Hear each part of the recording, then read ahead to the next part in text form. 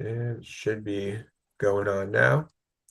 Okay, so we're gonna do sparring game with Carmen, Ellen from Toronto.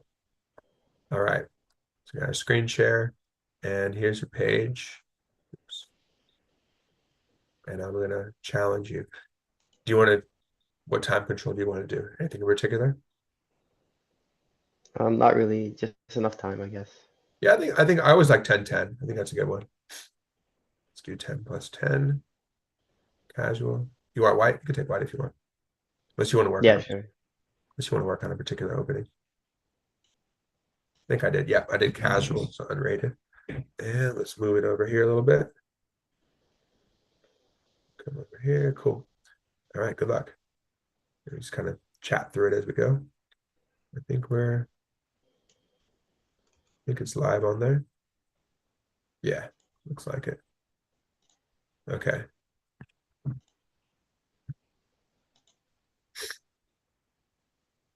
All right. So what's your first move? I'm trying to see. I Oh, wait, mean, I did 960. It's funny because I was trying to do regular. I was trying to do 960. I was doing regular. Now I'm trying to do regular. I'm doing 960. You wanted to play regular, I think, right? To work on your openings. Yeah, let's do uh, regular. You wanted to, right? yeah. Every single one I've been doing recently, I set up the wrong one. It's just how it's going. Okay. Um, so or the other one anyway. Yeah. I I didn't make the move in time. So I set up a rematch, but then I did regular. It's like, oh, I hope this doesn't get drawn out. And it kind of did. I ended up playing a bird against him and it worked out. And then we had a good 960 game. All right. So now you don't have to think as much on move one for this one.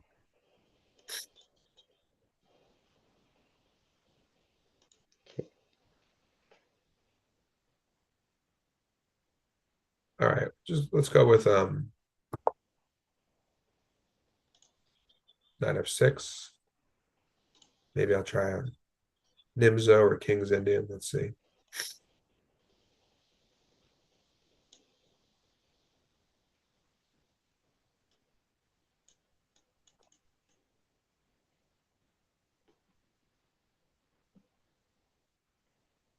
Keep it flexible.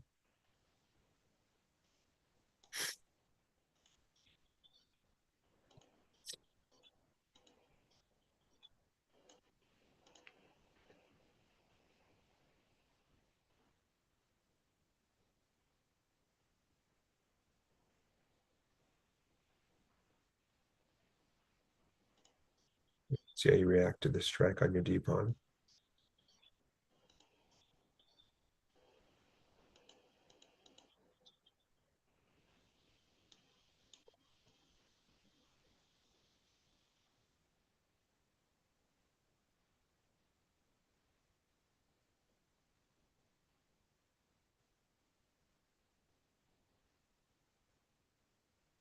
You can always toss in Queen B6, see what you do. Put some pressure. I usually like to play that move with white as well sometimes. Yeah, like Queen B6, Queen B3 stuff. And a lot of Yeah. times, if I already have D5 in, I can bypass your pawn with C4 and try to get you to open up the A file, regardless of which side you have. So do you ignore or defend it?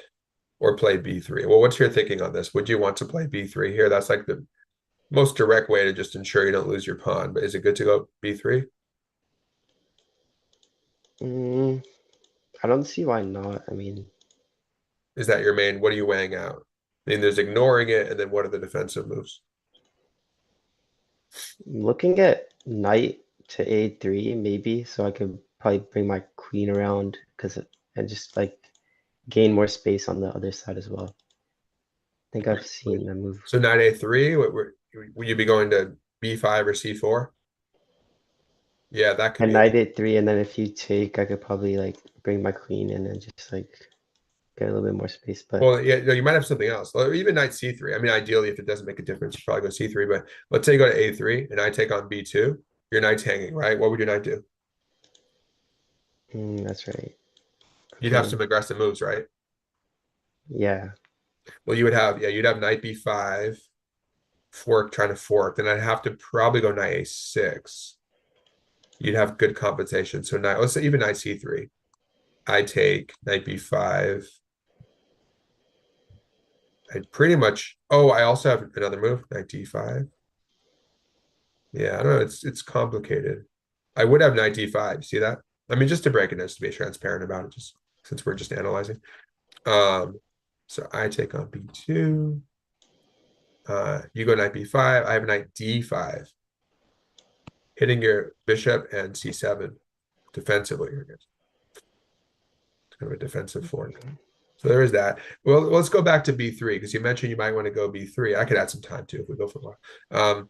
But the thing about b3 is it really weakens your dark squares and it wastes time, right? So you're gonna end up getting hit by like bishop check maybe later, but you're just gonna like give up a lot of dark squares. That means I'll have bishop a3. Obviously, once your knight moves, and I'll like press the c file, press there, and like not give you rook c1. So b3 is just kind of overreacting. Well, there is queen c1, which also feels like overreacting, but at least you don't weaken anything. But yeah, I think the queen is similarly maybe going to be exploited by some c-file action. Just she won't be very comfortable. So it's kind of tricky. It seems that ignoring would be ideal to fight for the initiative, but you just have to justify it if you are going to ignore it. This is the attempt to really refute your bishop activation, like in the London type of setup. Well, you're doing the London to try to refute that. The main way is to hit the b2 pawn since it came out so quickly, bishop f4 or bishop g5 in a Trompowsky. And you say, okay, well, what do you want to do? You're going to give me your pawn or not?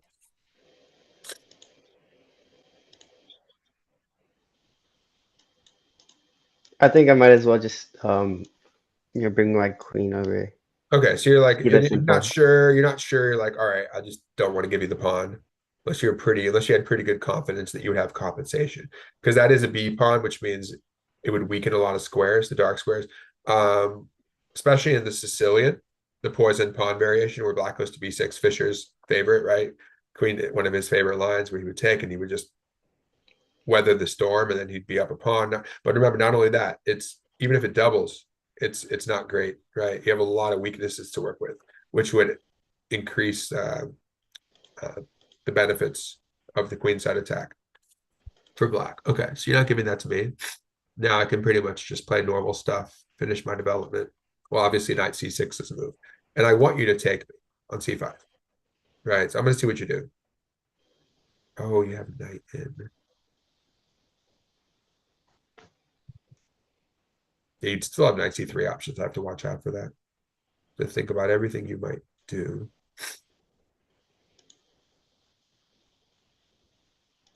Actually, you don't have that move.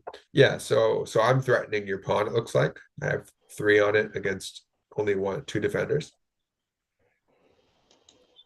Um, Now, like I said, I probably want you to take. Why do you think I want you to take my pawn on c5? Maybe you could get more space in the center. You could probably push your like d pawn as well Yeah, you're losing a in the central pawn. future. It's like the idea of a queen's gambit. And I could always play d5. It becomes a queen's gambit reversed. Not only that, there's a tempo gained. Because you spend a move taking, I spend a move taking. My move spent develops a piece, yours doesn't, right? So I gain a lot more from that move than you do. That means you either, well, you could take, but that wouldn't be great, or you defend it, I guess, or you do something else. So as long as you know those 3 options that are in front of you and you break it down.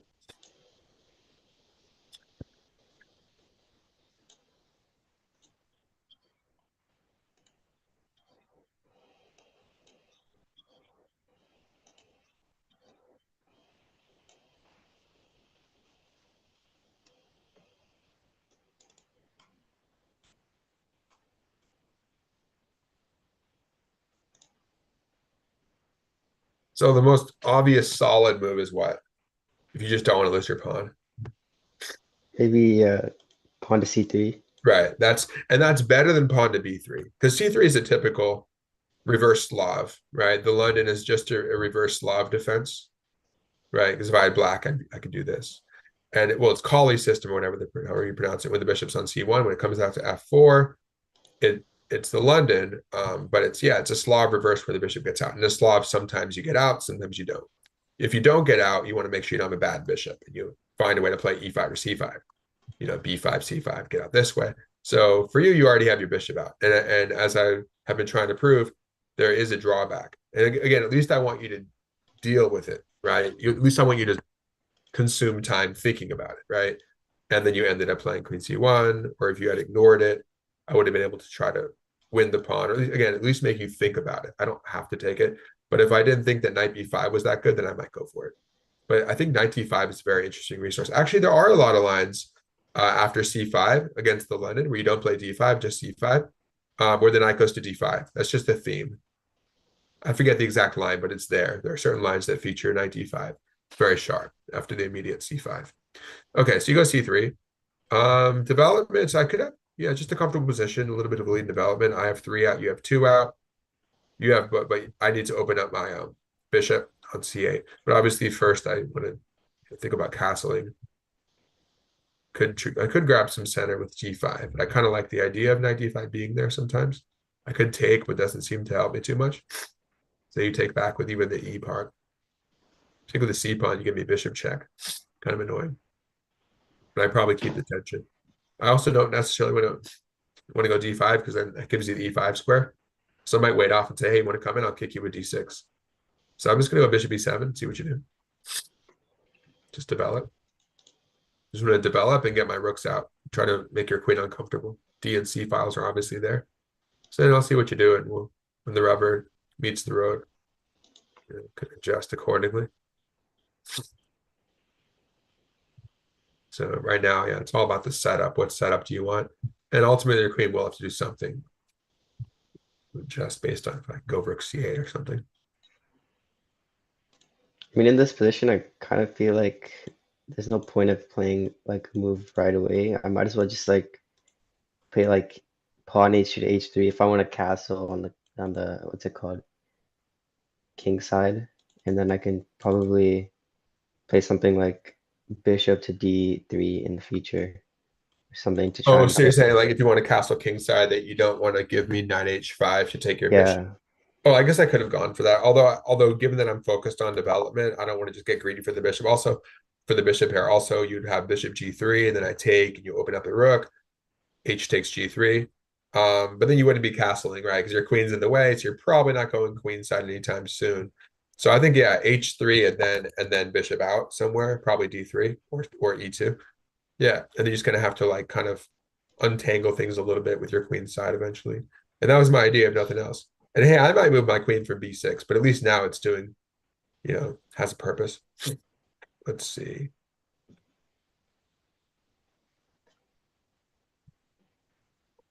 Castle. I think it's, I'm just gonna bring the bishop out. yeah, it looks like we're good.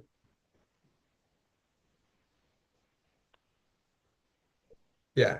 And now you have pretty much your basic London setup, but with the queen on c1. But that happens sometimes. A lot of times that happens after d5, c4. She goes to c2 from b3, and you like kick the queen out with bishop f5 and stuff. Then she retreats to c1. But I think that just shows you where if you have a pretty good sense of how to handle the London, then black's fine.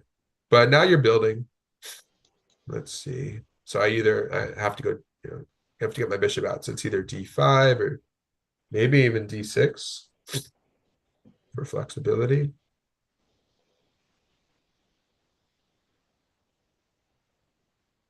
D6 is prime. D6. D6 is the immortal move. Just keep the knight out. I mean, if I go d5, we're very much in like typical London territory. So yeah, I'm definitely leaning toward that. It's actually interesting. So one other lesson that I recorded on Friday, I did the exact same setup, pretty much. And I I was love those. playing with, I think I had white. Yeah, I had white. Get the rooks on the DNC file, stay solid. And ultimately I did push d4, but it was well timed. I had to time it out right. And it's a good way to try to outplay people. So let's say you're a higher rated player. You might think, oh, I'm going to crush them and create some highly tactical scenarios, but then their strength might just be that they're really good at tactics. Like maybe let's say you're at 1800 and they're 1500, but maybe they got to 15 or 1600 just by really being good at tactics, but not much else, right? So that's the thing, and that's where someone's tactics rating might be like a 3000, but they're like a 1200 or 1600, whatever it is, you know. So obviously tactics rating doesn't correspond with regular rating, but you just have to assume that if they're a pretty good player, they're like intermediate at least player, that they're probably pretty good in tactics. But something like this, we can try to show our understanding of like pawn structure, right? More strategic understanding. And if someone like Capablanca, which I can't compare myself to, but someone like him, they would just play like solid chess and outplay people, right? There's no, he was, well, both he and Karpov are low risk players, right? But the point is, you don't have to take a huge risk against low rated player, like just because you want to know what your rating is exactly, but you're working your way up there, right? So, like for example, well, it's not, you haven't really done too many, but let's say whatever 1500, 1600, whatever it is. Yeah, so I'm just gonna play solid and see what. Besides, I think that's good for a sparring game anyway. Sometimes you can go crazy and see how they handle that. You can do odds games or like scenarios on chess.com where you're like, okay, I'm going to be attacking or I'm going to be defending. Let's do. What was the time control? Can I ask? It was 10 plus 10. It's 10 plus 10. Good So we're time. both at about 4 minutes. But if it gets too low, I can always add a little bit of time if it's, if we Casual. get through it. Yeah.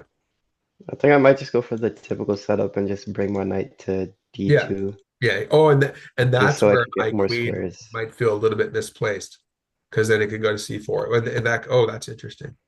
Then I kind of wish I had done. We'll work with that. But yeah, and then you'll untangle yourself, that's what I'm talking about, right? So you're able to do that now. Knight fe2 also is worth contemplating thoughtfully. Why is that? Freeing the f pawn's mobility for a future pawn storm on the king side. Are you being British or something? I was trying to be, I guess it was more robotic, but British, maybe it was a British robot. British robot. Yeah, the only thing is that then he wouldn't be completing his development, His right? development. Yeah, I know. Why am I so weird like that sometimes though? Yeah. But yeah, so now I'm like, hey, maybe I should have played d5. Well, maybe I will play adjust and play d5, but then I'm giving him it's kind of feels like kind of a concession then. But the thing is, I just have to deal with that knight coming in. I think what's going to happen is I'm just going to have to adjust my queen placement. So ultimately, the tempo didn't matter a ton. Queen c7 is bad because they have d takes c5. If I take on d4 with my c pawn, I'm just doesn't seem to do a ton. Just gives up the tension. So I'll make the boring looking retreat. But then I can easily meet knight c4 with something else. Oh, he said, but then he's not completing his development, but then you move your queen a second Yeah, time exactly. Because she wasn't going to stay instead of there. moving your Right. bishop. Oh, and I'm the weird one? You Guess said instead of doing what? instead of moving your light square bishop or even your rook well, why would you move Yeah, your no, moving the rook? bishop doesn't work because he has knight c4. He's forking the queen and the d pawn. And if I try to defend it with queen c7, then he can take on c5. Oh, dang it. Yeah, that's why. So I'm looking really carefully at what he has. So I'm like, you know what? Actually, there's a Kamsky game that I use as a model game against the London, and he does do the retreat. You said a what? There's a what? Well, I have a study of kind of model games defeating the London. And then one of them, Kamsky has the d5 c4 thing though. Who is He goes Kamsky? back to move his b pawn as well. Is he a world player? Yeah, Kamsky. Well, he's a former U.S. champ. He was one of the best, like around the 90s, I think. Oh, damn. How do you spell it? Kamsky. Yeah, look him up. I think he's originally from Latvia, protege of Tal's, if I recall. Yeah, check it out. But at least, so I think you're doing fine now, reorganizing your pieces, and I just kind of want to see how you're going to handle the pawn structure. And obviously, but the thing is, since I played d6, I have the ability to play e5. So I can, right, and obviously you're looking at e5, right, that possibility. It's not there yet, but I wanted maybe with queen c7, but you would take, so maybe I'd move my bishop or something to f8, and then I can push. At least I make you think about it. Oh, see, now you're good. Now you're able to get it in since I have. That's really good. Yeah, now that I've retreated, you're advancing. Nice job. Let's see. And now now your development's fine. So I'm kind of regretting it. I'm like, maybe I should have gone to D5. But anyway, this is good. You're probably doing well here. Let's see. If I go D5, it's like a French, which doesn't look like a great version of a French. Could be interesting though. I would like to get E5 in, but actually, oh, you know what? Maybe I can finally get it in. Yeah, I can actually get it in. Do you see why I can do it? Interestingly enough, because of my queen retreat. You see it? Mm, What happens if you try? So you have three. It's funny because this just came up, so it's fresh in my mind. This is recency in a good sense, not recency, kind of recency bias, but in the good sense where I thought about it, where it's fresh in my mind. But so D4, F4, F3 are all looking at my E pawn. I only have two on it, right? But look at my queen.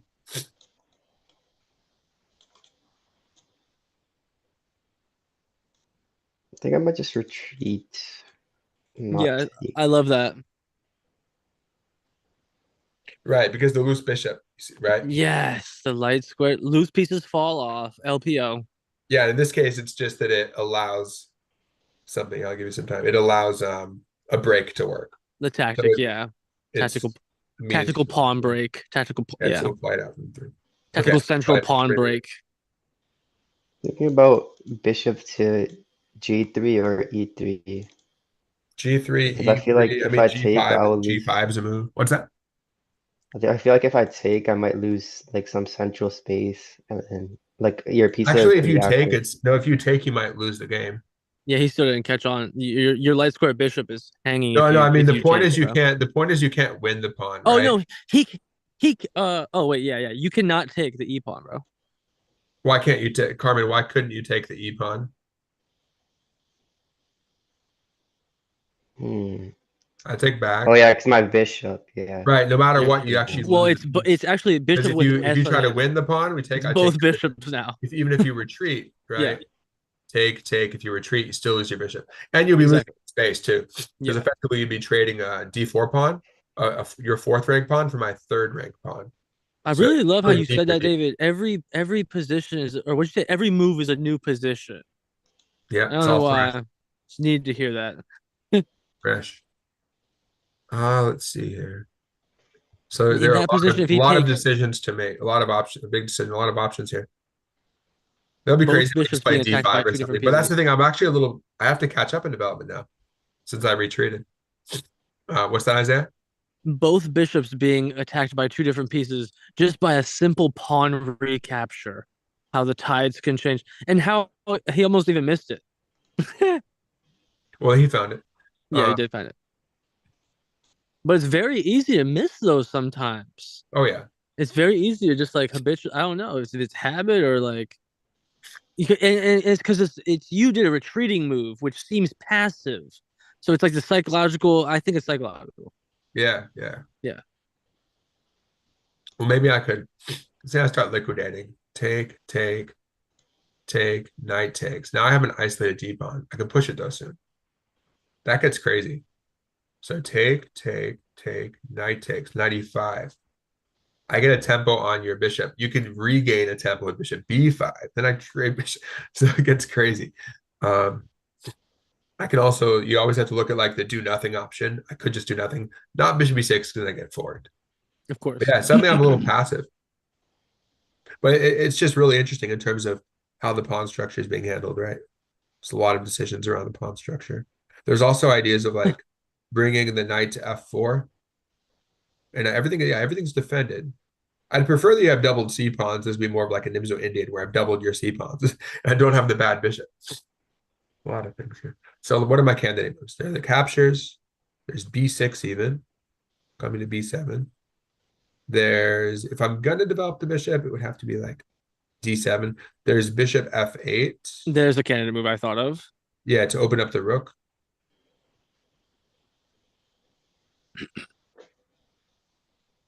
H5. Here. Oh, not h5. H5 losing. I guess we're just gonna keep it. No, Yeah, not knight H5, keep pawn the tempo. H5.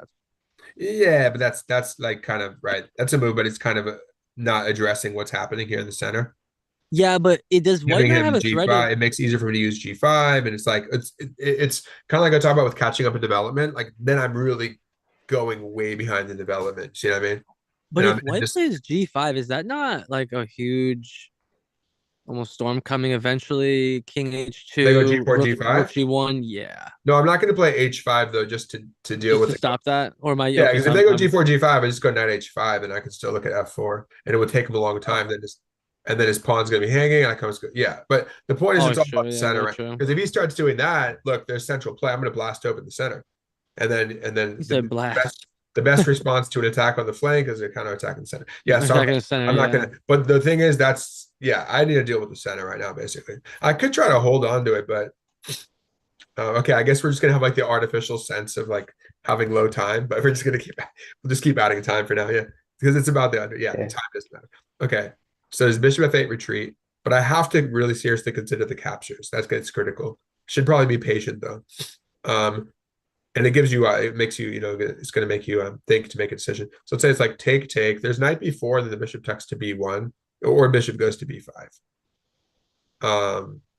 So let's say I take this one first. E takes, and C takes. Then I take, and then knight takes. Knight b5. Yeah, I don't like the whole bishop b5 thing. So let's retreat and just see what you want to do. And everything is held on to now, right? I'm Everything. glad that at least one of my candidate moves was the one you chose, because and then it's another passive looking move, like literally going back to the bishop's home square. I like those colors as well, by the way. That teal. Sorry. The on my screen. Yeah, for the last move, the bishop move, it's like a nice teal. Oh yeah, but actually speaking of which, Yeah. it's not my favorite piece set. The piece set. Let me see. Oh yeah, I like the alpha one. Yeah, that one's So there's all one like, that I really like yeah, I actually. like alpha or Actually, it's kind Merida, of funny whichever one looking it maybe, but is. there's one that I really like. Let me see which one is it. That one looks actually cool just for the There- colors. There's a cool looking one. Is it still here? Yeah, that one's cool too. No, hold on, let me try to find it. A bit much. That's the one I like. Yeah, that one's good too. That's a bit I don't much. like the ones that try to look like they're 3D. Yeah, I don't like the shading. Yeah, ones that have too much shading. They don't have the one I like anymore, do they? I like the book one too. Weird passive, yeah. Where is that? Oh wow, they have a bunch on. Of course, they have even more of Yeah, those on I want PC. higher contrast. Oh, this one. I actually kind of like this one because it's very easy to see them. I don't know. Bit wonky, but okay. Yeah, I like this one. I'll give you time again. Yeah, Ooh, I see it's a just nice easy. move. There's a lot of contrast. What's that? How about pawn to d5? Because then it kicks out your knight and I'll address the problem in the middle. Right, you'd be killing the tension. It's just going to be a totally different kind of game. I think it's interesting if you push because it'll be instructive strategically in terms of how we pursue that. Because It does squeeze me. It is going to squeeze me. Yeah, it's gonna and be it's hard to just like it's space Again, advantage. I'd much rather have you have the doubled C pawns of doing that, and that's like Fisher Spassky round of 5. Fisher won a really nice game like that. But you have fluid pawn structure. And what else were you saying, Carmen? yeah, because we at that point we won't it would be hard to like trade off pieces or like get to an end game. It can be like close down the position. I think it'll be interesting. Yeah, why don't you push? Let's see how that goes. And then so basically what I want to do is well, actually it's good the bishop moved out of the way. So I can reroute to G6 and you see Isaiah we're talking about maybe here. Yeah, We could try to get a knight on F4. I just want to acknowledge too. Yeah, Knight play G6. A5 would have been the biggest blunder because of pawn Knight, B4. knight where? Knight to A5 would have been, you would have just lost the knight. You would have lost Yeah, the knight to pawn B4. B4. Don't think I can defend that. Nope. Can't defend that. And then, well, the interesting thing here as well is that we both you were a little bit ahead in development all of a sudden once you like do queen C2 or something. Now, but you can't really do that too easily because it's take knight B4. So it's not super easy to get your queen out. Now you can deal with all that, and it's just going to be close game stuff. This is actually like a Czech Benoni.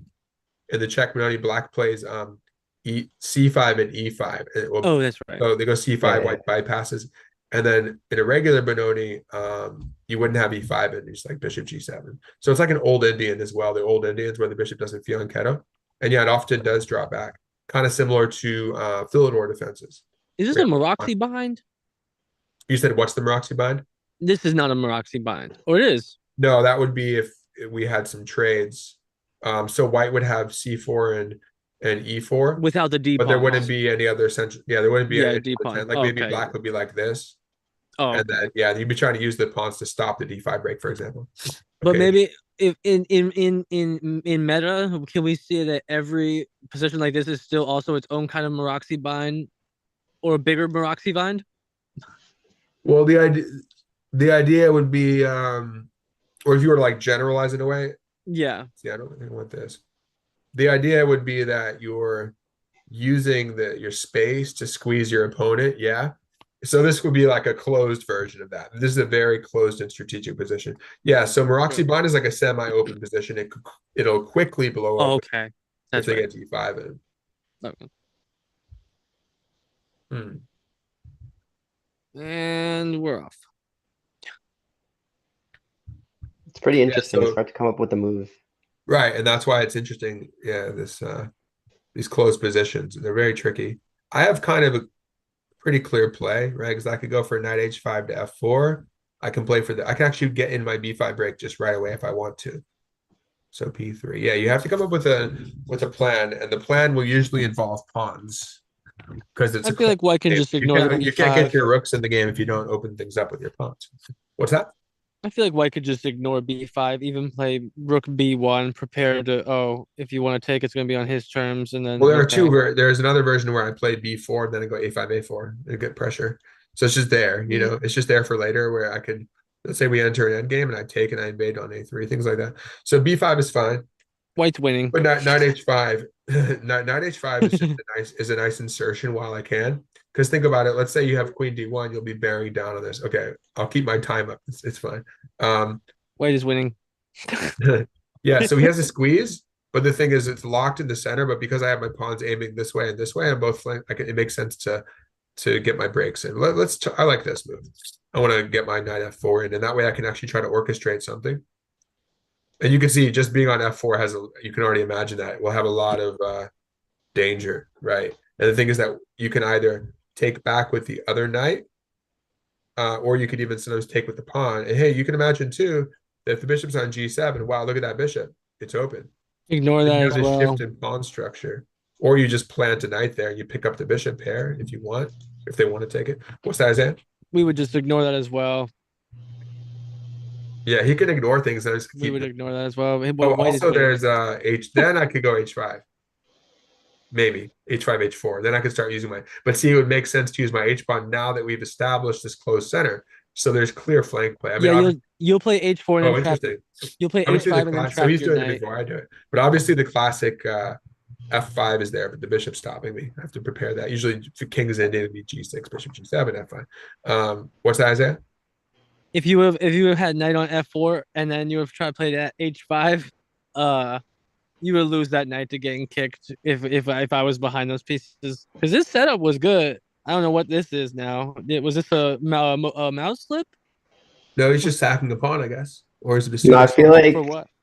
I want to like break through the center. Like it's like kind of like too structured right now. Well, 'Cause particularly if I'm you get to play c5, although it's difficult to do that because I have the bishop, which it has his influence Right, over so c5. he just Because if you takes have like though, but take, you're if you have like take and then c5, then yeah, yeah, but it looks like a pawn sack to get D something take, going. but then D takes C and the bishop f8 bishop is still on the diag, so Yeah, it's I'm super passive over there. My main activity is that I have knight f4. But let's right. put it to the test. Let's take and see what you're gonna Yeah, do. what? But it's almost like if you don't do anything, but no, b5 is not a bad idea at all for black. But he might have actually met me with b4, especially if I have a3. Like Oh, a3 was then another, yeah, then that's yeah, different. That's a3 like was another move. So if I go b5, then he could actually meet it. He can meet with b4 with without B. losing a Oh, pawn. right. Now, is it a pawn sack? Let's see. The other thing is that the queen wants to be there because I was getting at knight f4 and a knight fork on e2, which you would have obviously should meet it. And the other thing Right. you keep in mind about knight f4 is that you could then sack on a h3 sometimes. Yeah, I was preparing king h2 for white after knight f4, and then even if that yeah, I like it. That's deep. That's deep. I So, know so you might I'm be getting getting the pawn. deeper. It looks like you're getting the pawn back. That's pretty deep. See, No, yeah, right. you might be getting the pawn back no matter what. no, You might be. white is still winning even without the pawn. Even if he doesn't win it, What do you mean winning? Are you trolling me? So yeah, that time was trolling. I really liked the position though before. Let me see. Let me see. And yeah, I'll give you time. Don't worry about my time right now. But I guess if we both get really low, we can keep it in. Thanks. So if I go A5, well, there's A3, obviously. See? Yeah. Okay. Or maybe I'm like, hey, I'm gonna do the same thing. I'm gonna punch with B5, and then everything's gonna blast Ooh, open. what if you said there's A3 obviously, and then what if even A4? Not No, after I'm but talking no, about. but oh, for me, No, for if white. I go A4, you can take. But A the thing is, A5, A5, and then A A4. A5 white A5, plays A4. A3 takes, so you No. can also take B7. What if A? Oh, en passant. You're talking about if it's en passant. Let me see. Mm, Hold on. Let me see this real quick. A5. Actually, yeah, if you don't mind, I guess let's go back up to 2 minutes, I guess, because this is interesting. I could just make a move, but I can go A5, but also, what I want to weigh out is if A5, you go A3. I'm thinking if I take you, you take B7, yeah. and then I might have like Rook B8. Okay, then your queen's in a bit of trouble, but she can go to A6. No, she's okay. And then I could drop a rook on B2, hitting those. So it's basically just everything blows open and it gets crazy. I wonder who made en passant a rule. Good question. So if I go B5 though, then everything just breaks up. Let's say I go B5, you go queen takes. And then yeah, that's probably a little more consistent. But if I take, then your knight comes in the game and hits D6. But let's look at A5 again. So A5, you go A3. I can also ignore you. There's so many ways this can go. Yeah. A5, A3. Yeah, I could ignore, but I don't love that. There's also B6. But B5 is very interesting. B5. Let's try that. That looks really interesting. Because if you take, I get the tempo. But the thing is, I'm pretty sure you're getting the pawn back because the fact that I'm squeezed, that my bishop is behind my D pawn, means that you can pretty much get it back. Then the question is, who does the opening of the queen side favor? We're going to find out. And of course, I'll just pop that knight on F4 anytime.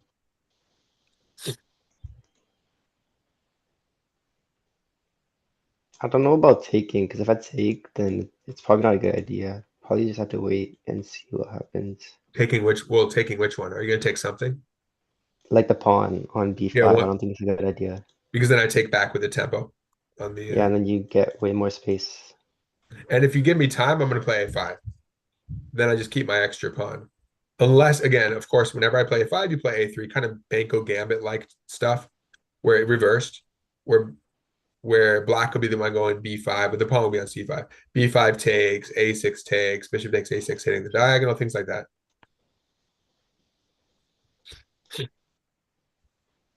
Just wait. Since you didn't take, now I guess I could get A5. Well, I can either do it now, or I could take on C4, but then you take B4 again. I mean, since you didn't take it, I think I'm okay going A5. I was expecting. What was I expecting? Queen takes. Takes. Well, queen takes B4. Then I was going to play A5 with tempo, and then maybe B4, something like that. But that would have been just getting the pawn back immediately. Now I'm just going to play A5. See what you do, since you didn't take it.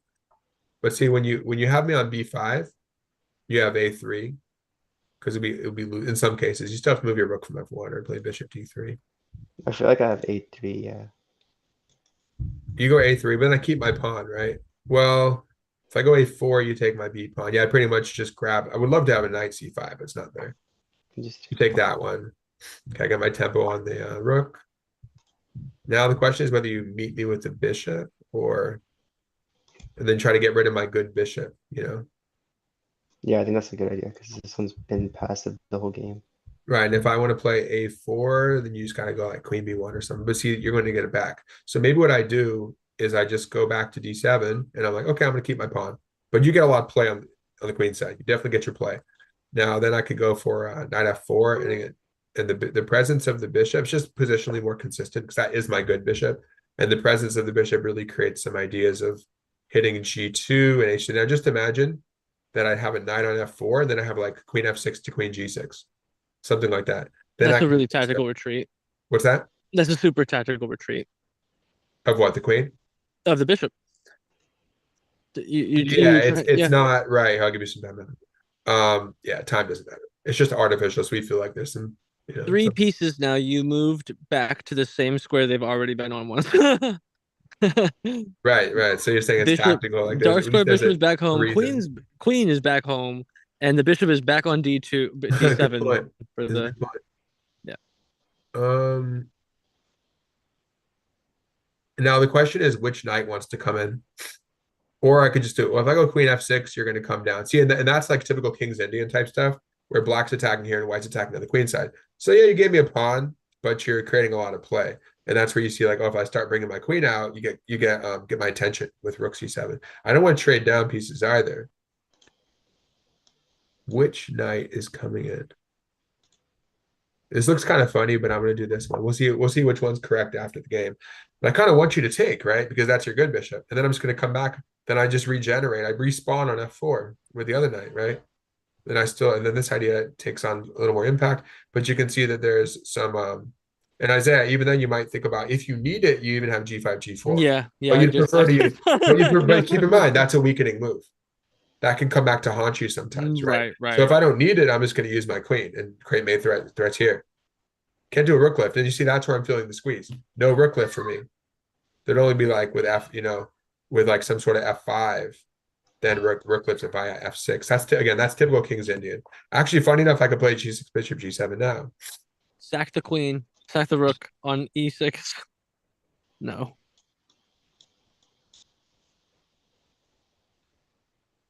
So if I take, so I guess I can insert A4 because you can't take the bishop.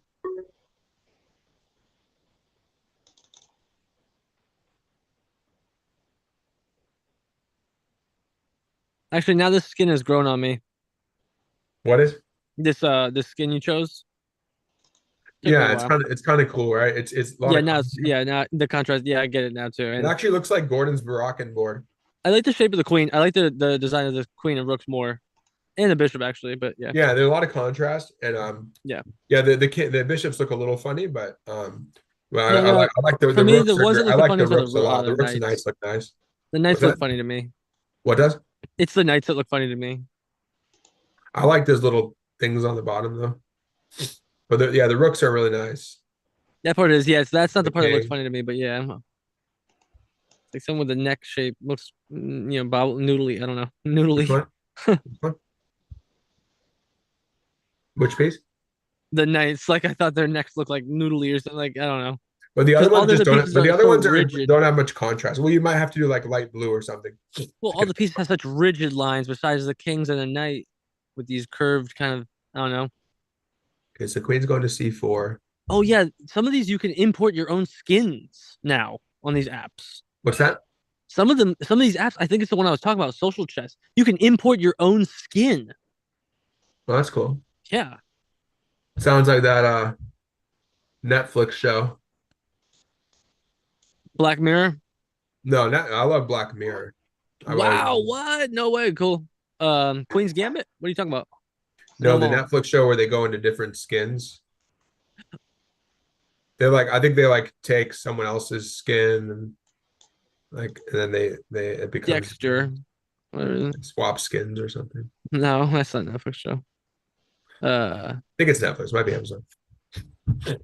I was saying Dexter, but no. No, not that one. So yeah, so essentially I've been able to get those pawns rolling, okay, slowing it down. So at the very least, I'm able to essentially use these pawns to keep your rooks at bay. Now, if I want to go for a rook, He saw the threat. rook C8, just go rook, queen A6, doesn't do much, but it's always there.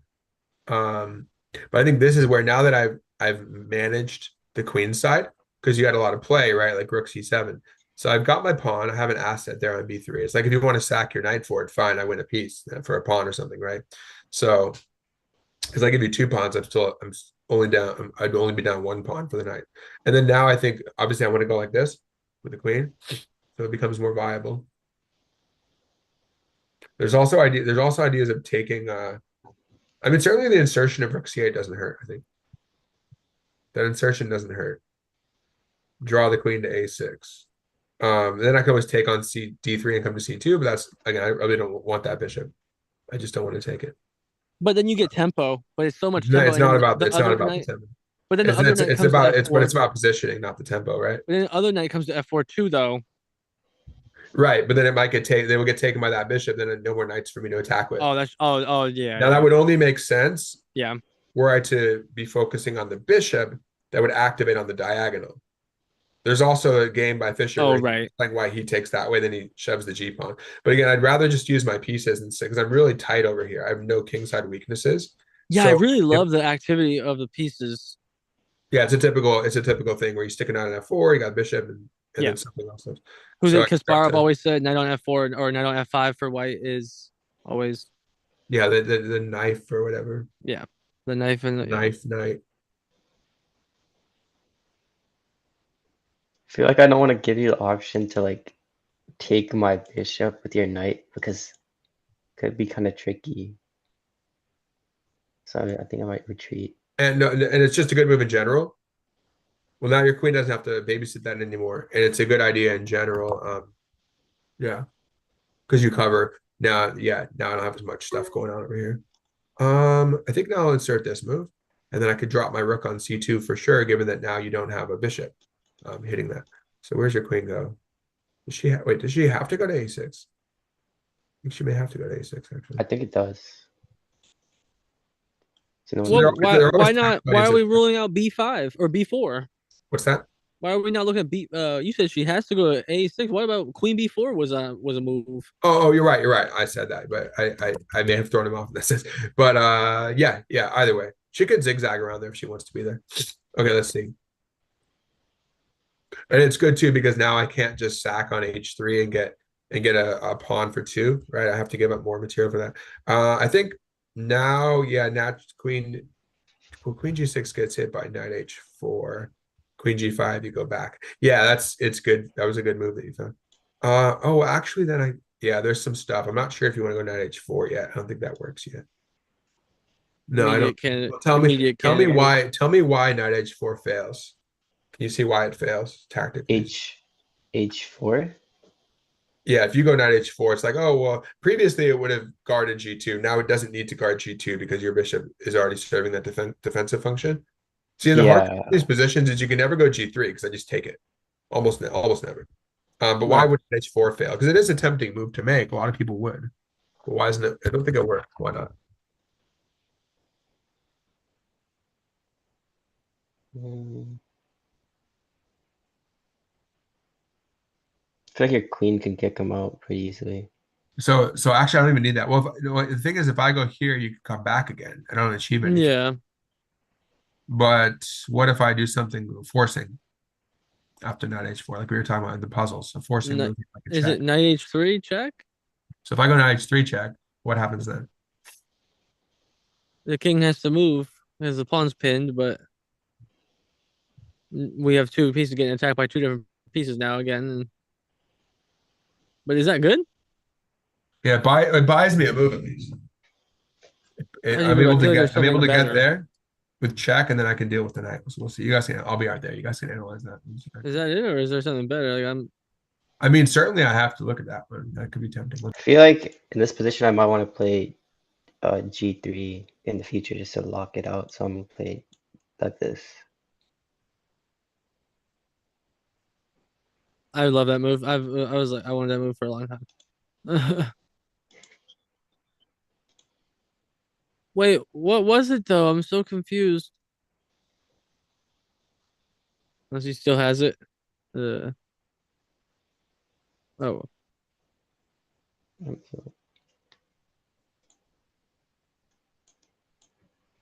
I'm so confused what it was after knight h5, 4.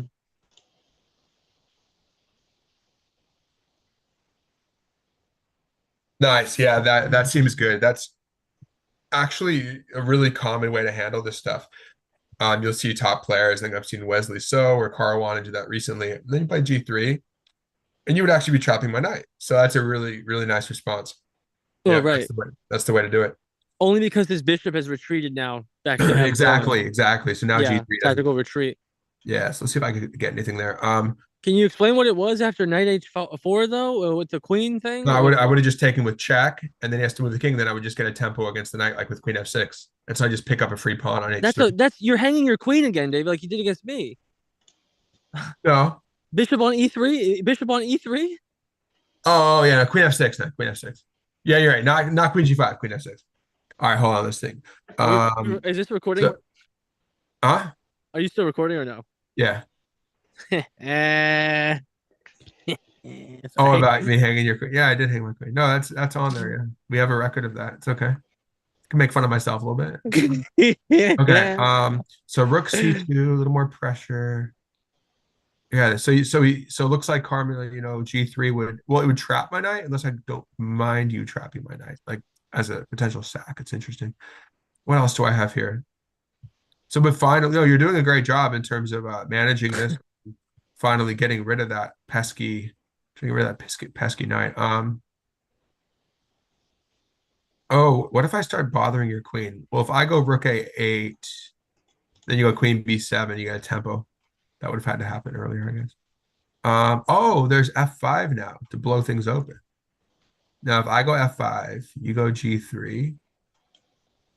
I go, oh, that's really interesting. Then I take e4 and get a tempo on your knight. So if you take me, I take you. The whole point is I just want to blast open your king side, right? If you take me, I take back with my bishop and get a tempo against b1. You can still trap me. That gets insane, doesn't it?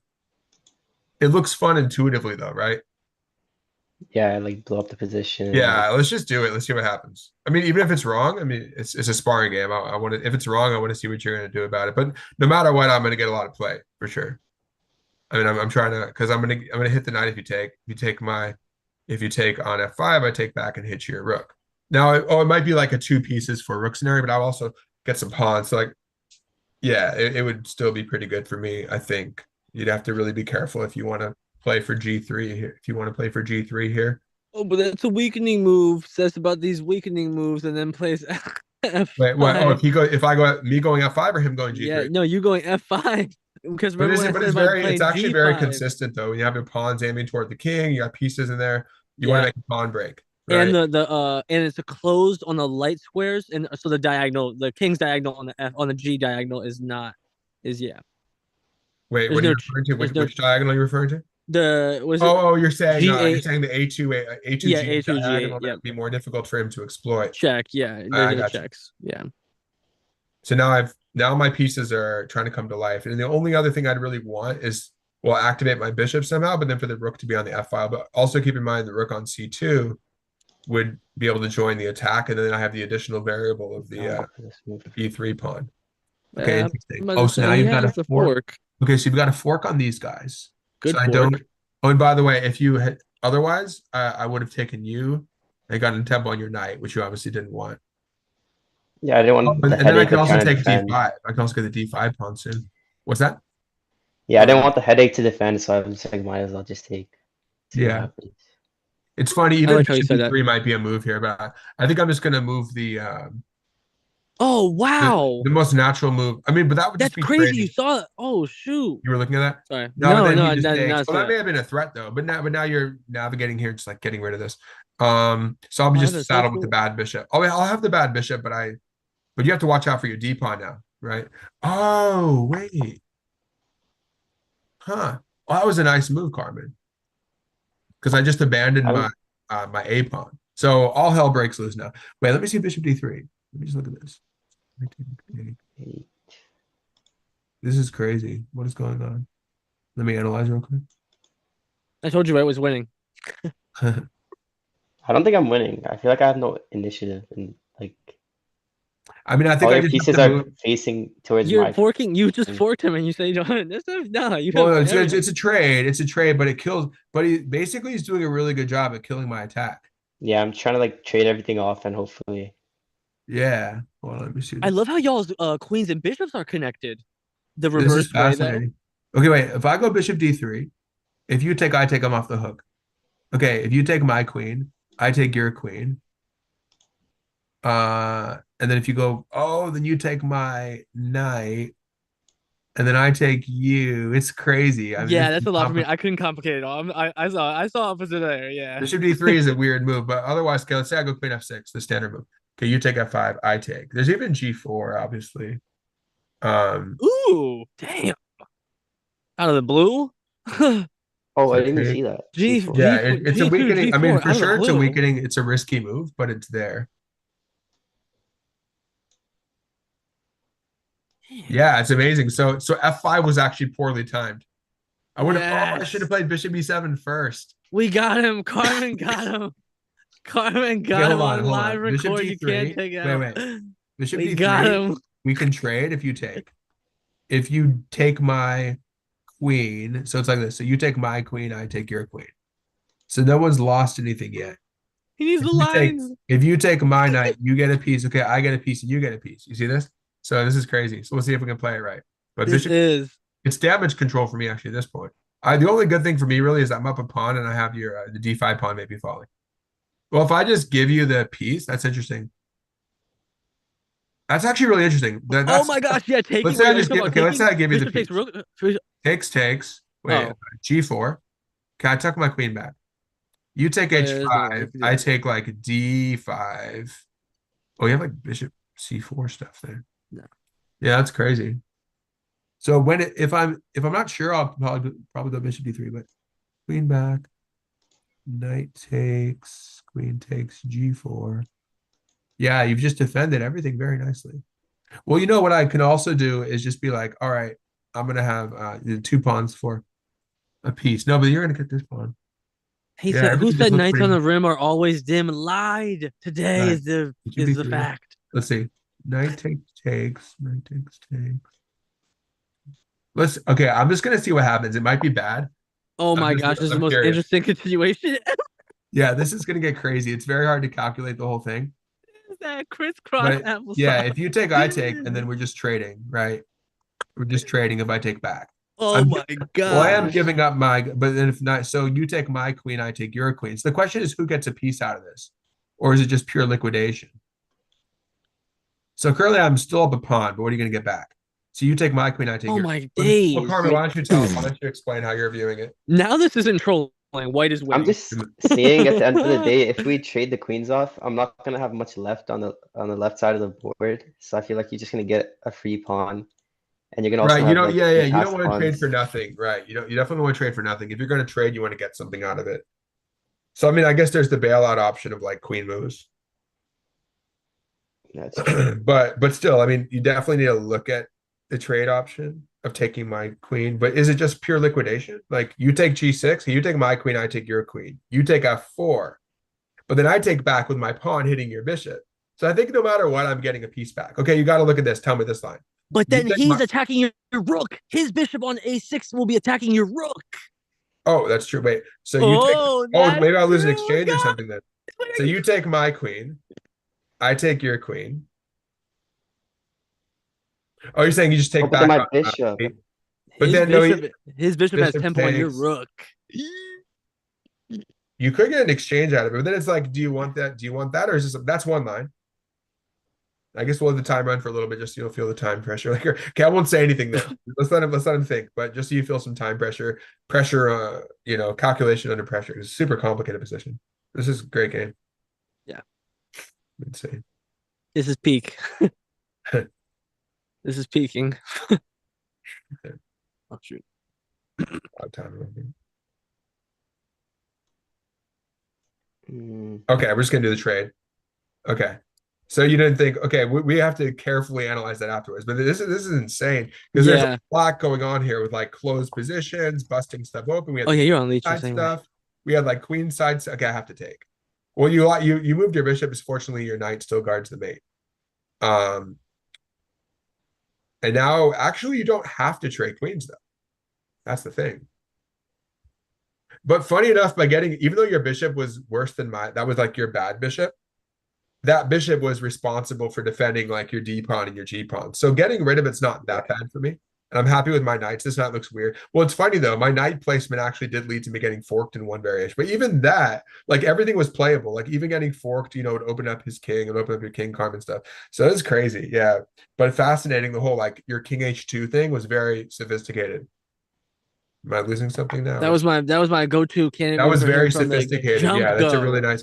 I guess you found it on your like if you study these types of positions, you'll just know the motif. But I think you just figured it out, Carmen, or did you know that motif of King H2 and G3? For what? Did you know the motif of King H2 and G3 to get rid of the knight on F4? Have you seen that before? Or you just kind of came up with it? Yeah, no, I've seen that before. I was I usually see in like higher level games where they try to like slot the king on the side and then just Yeah. push the pawn. I So usually you've do seen the it game. for You've seen the like game. yeah, I usually do it for no reason, but like in this position, I guess it had like a purpose to like try and get rid of it. Yeah, no, it made a lot of sense. Yeah, So now we're because now your we're in king the is late. We're in defending a the okay. H3 We're in a pawn. queenless middle game right now. This is considered a queenless middle game because we still have a lot of play on the board. We've only traded one minor piece each side. So once we trade one more, we're getting towards an end game. This is a queenless middle game. A lot of play here. Okay, I I got to feel keep like the pawn at least. But I we have to might see what happened. And sacrifice you my should. knight for the pawns. You're what? My knight for the pawns on the left side for the B3 pawn. You are giving me an extra piece then. So, and you're currently down a pawn. So Because then you're at only least gonna, I'll it's not have two, but you're only gonna be up one pawn you're only gonna have one pawn for a piece. What do you think? the A pawns to like hopefully go forward. You're gonna have so basically all you're getting is one pawn for a piece. So the A pawn, it's a good pawn, but you have to really make sure that's gonna do something for you because like I could stick my rook behind it, and it would be even more convincing if you had the light square bishop. Because let's say you plant a bishop on like C6, right? That's another thing. Oh, I gotta give you some time. Um, let's see what happens. Let's see how I can handle it. But Oh man, that was well, the other thing to ask crazy. yourself is like, could you wait for it? I guess you want to see B2. Um, okay, so I'm gonna take it. Give me some time. Which we'll keep getting Yeah, back take to. some. Okay, now this is hanging, so I either move it or I play E4. I don't love E4 though, because then you can like bring a bishop to D4 or something. I mean, I can obviously go back. And it's just hanging that pawn out there to dry because it doesn't have any backup. Which one? E4, you wouldn't have any pawn chain behind it, basically, I'm trying to say. Oh, that's true. That's true. Yeah. I mean, I would do it. Yeah, I'd have to see some additional benefit to do that, Yeah. like gaining, access to E5 or something like that. Yeah. In a middle Or game, trapping his, more or now maybe we're trapping getting his. closer to an end game, like an early end game now, I guess. What's that? Yeah, E5 just really F4 gets rid of out F4 as much of an outpost. Yeah, exactly. Want that Yeah, outpost you stuff. can't use You get rid of trying that, to and say. it would be out there by itself. It would give me like Yeah. rook here, rook E5 to hit D5. But then there's also just the obvious retreat. Yeah. Just E5, like take. But yeah, no, certainly you get a lot of counterplay here, definitely. Yeah. So you come forward, I go here. But if you do take me, you give me a clear target on D5. Can you not do anything? Look at that, not really. F5, it gets kicked. I still have my defensive bishop on F8. I would love to free him. Well, that's where you would see E4. For example, if the bishop's on G7, then for sure you can see that it would make even more sense. Oh yeah. But yeah, so default is definitely not knight HF4 because you have G3 and you kick away the defender. I think knight C5. Yeah. And then if you take, I might even take with the pawn, probably the piece, the rook, because then I'll keep my pawns together. So long as I know I can maintain, as long as I know I can deal with your A pawn. Oh yeah.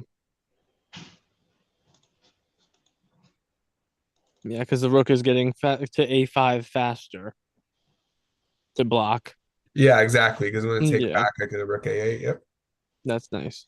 Or this way. Slow down that Ponsky. Right. I'd be able to cover A5 exactly, and you Yeah. wouldn't have too much going on. That's the thing. Yeah, it is a pawn, but you really, yeah. And I don't have a bishop or knight nearby. All I've got is my rook to stop my rooks. And yeah, at least this slows you down in terms of blocking your bishop. But yeah, I do want some reserves over there to deal with your A pawn for sure, because I don't have like anything else going on right now on the king side. Now I turn my attention to the queen side and the center. I want the D pawn, obviously. And then I can, if I just have two free moves, right? Give me two moves, I take the D pawn, my knight's nearby. Okay, so just move it.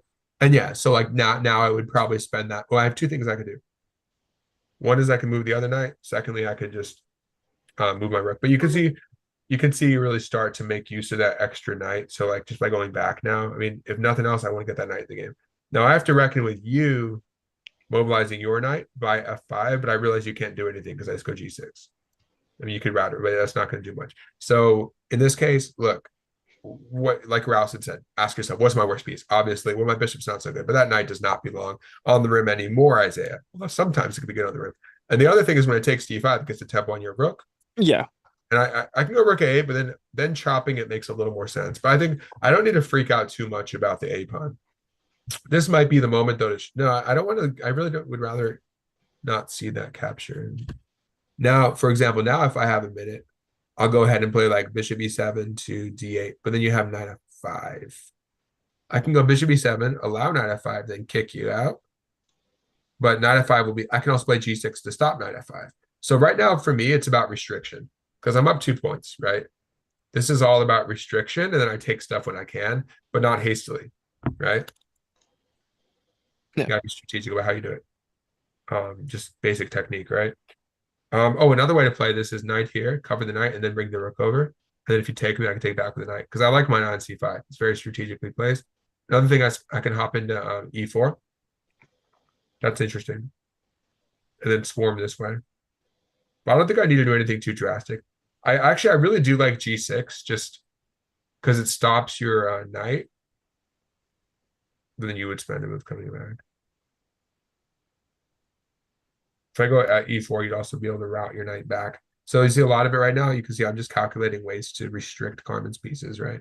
Yeah, I feel like my knight and my bishop has become more and more useless over time.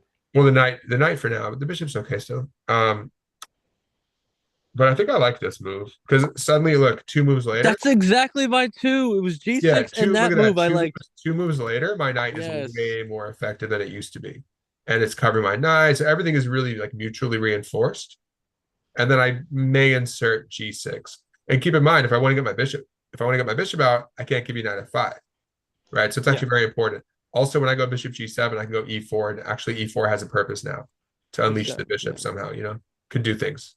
I just love the But I geometry. can also go boom, boom, boom, work my way over that way. What's that? Yeah. I also just love the geometry of linking the knights. Yeah, definitely. It's always it's always aesthetic. Yeah. Aesthetically pleasing, huh? But now that I've supported my knight with my other knight, rook a8 makes a lot of sense, right? Because I just didn't want to see the splitting element here, like splitting my pawns. So everything's solid. Now again, my main concern now, so I've covered your a pawn. I've dealt with your knight can't do anything dangerous. If your bishop takes, I take back. Your rooks can't do anything dangerous. And now in my final phase is of reorganization and restriction is to get my bishop out. And you can see if we go back a few moves, everything was in disarray around. I mean, here, right? So see my operation, like every move is to improve something, right? Yeah. To reinforce. Okay, now it's my move again. So now finally we can take a moment to do something with this bishop. Well, that's tied. So you see, I don't let that pawn become a relevant factor here. Oh, there's also a knight to g5, but I guess it's not that big of a deal because I can take it. If I really don't want that, I can play g6. There's always something. But that's the way that knight could come in. So actually, yeah, this bishop e7 makes a ton of sense then.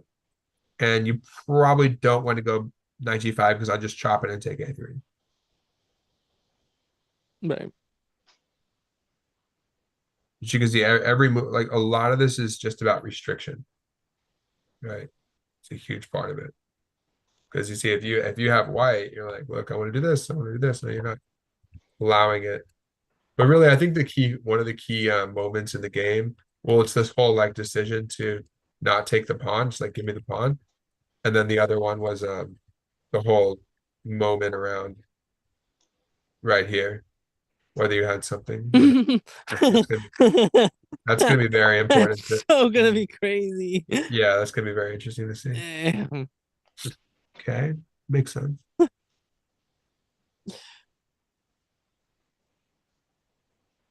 I definitely would never have seen that bishop move. I panicked so much on a real game. So I'm gonna go this way because I know I could get e4 in though. See now that I actually have all my forces ready to go and like supporting e4, and that's one of the only ways I can activate. Now e4 makes a lot of sense, right? Yeah. So it's like the right time of development for the pawn pushes, or when the pieces are in Yeah, activity. yeah. You want exactly Yeah. first prepare, then attack. Yeah. Be the good piece placement. Okay, interesting. So if I push, you could still get knight g5 and I take, your pawn takes, but I would be trading down. I'd be trading off that. So suddenly my bad bishop, just get rid of it, right? And I'm trading pieces. So e4 and e4 is guarded by the knight. The knight's guarded by the pawn of the knight, right? And the knight stops rook b6. So everything kind of just works, right? Just gotta make everything just works. Um, but overall, what's my plan? So I would be able to could keep ramming the e pawn in some cases. But I mean, if nothing else, it's to go after the d pawn.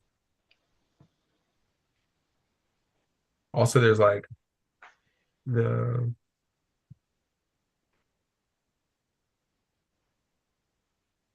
and then there's also h6 first, just not even to give you knight g5 and then e4, kind of like that. Just don't want to give you the option of coming in. Actually, you have no, it doesn't work. I think you have h5, the knight grabs. Fine, then I'm going to take a knight. But there's no rush here. Just gotta see what you're going to do. Improve pieces. This is like technique phase. But as you can see, a lot of it was just restriction, right? Taking away the impact of like the bishop takes c5, and most importantly, taking away the or minimizing that asset on a3, because that was kind of your main rationale for sacking the piece. So if I could take away the impact of that, then it's like I'm just a piece, right, for a pawn, and the pawn is dealt with. Then ideally, the dream scenario is pick off the d pawn, and then just go from there. Interesting. So now we get some trades in if I push. The other thing is that now I notice that your bishop is no longer covering e3, so it becomes more attractive to ram the e pawn, right? So if I push, if you take, my knight comes back to the middle, no longer worrying about your bishop taking on c5. I do have to worry about rook b6. So but you see what's happening, right? I'm thinking about your position like it's my position, right? Like if I had white, what would I do? That's how you make a good calculation tree. It's just one of the main things. It's not really secret, but it's like if moving toward mastery, you really have to do that.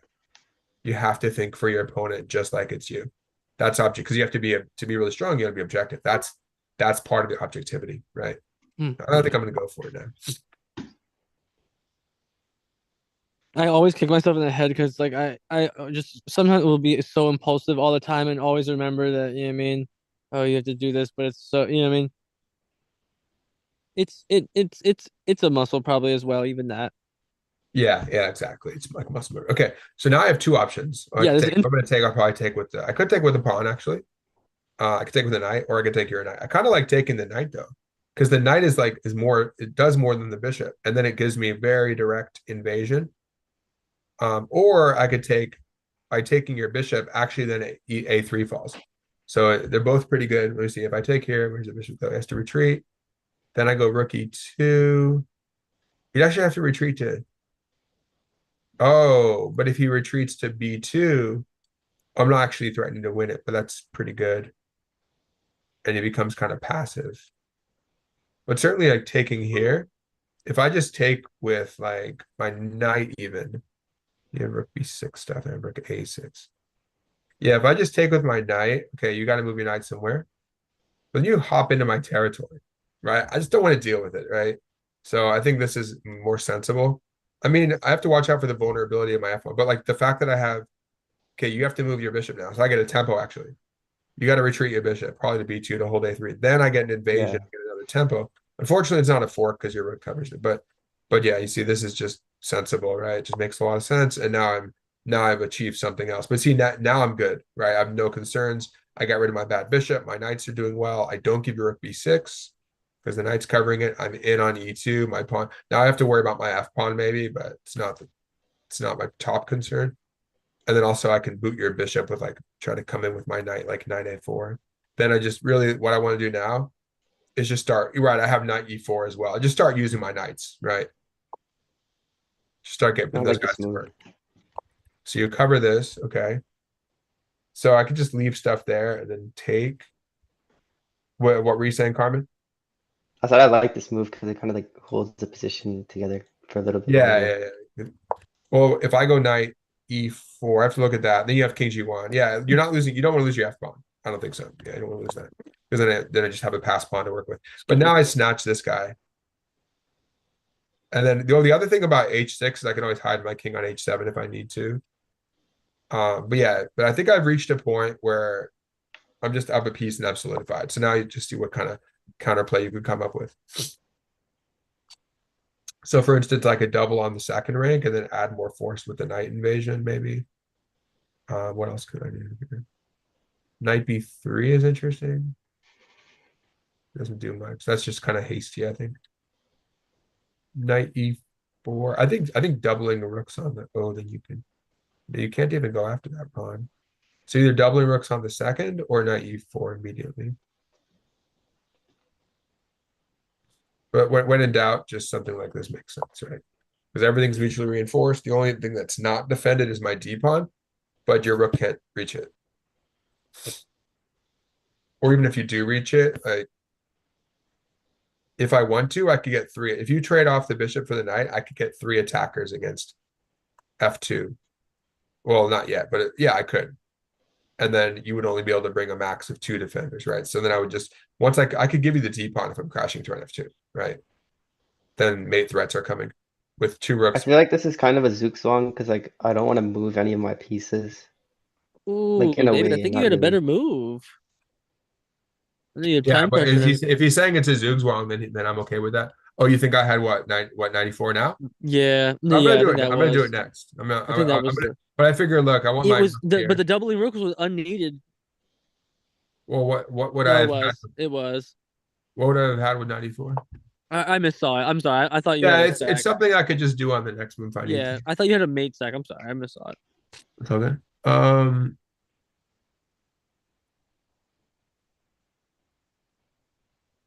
so can we improve here? So I mean, obviously there's knight again. There's knight, and also I moved off the dark squares, which generally makes sense. There's there. Oh, never mind. Yeah, knight. But yeah, I mean, obviously I want 94. There's also knight Yeah, no. f6 to g4. No, not now. But knight e4. Okay, you can start bothering me with your rook, maybe. Oh, the other thing is the knight is stronger and it's more aggressive on e4 and actually guards d6. That's another thing.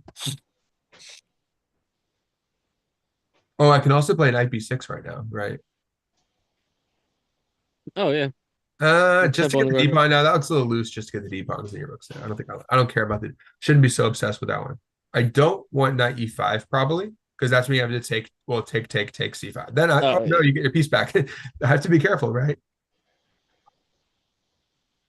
Yeah, still.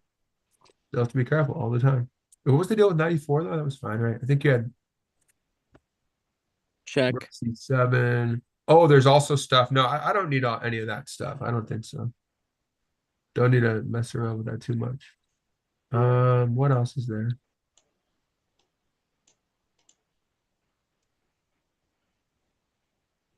What was that you said you don't need to mess around? What trading? I mean Yeah, I don't want to give him any. Well, ideally, at some point you might let him get a little something, but I'd rather not. yeah, Um, I thought you might want to try a rook trade. For some reason the thought of a rook trade goes, but I don't like that. I don't like that I think that way. I feel like that's not using your you pieces said to a the rook trade? max. No, no, I know. I mean, I could do a rook trade, but if I don't need to, I won't. If I Yeah. can. Wait, what's the deal with 94? Let me see. So 94. Oh, you know what I could do though? Let's say I'm on e4 and the rook comes. Because I don't want to get hit by rook takes g7, right? So let's say I go e4, rook goes to c7. Then I bring the other knight to f6.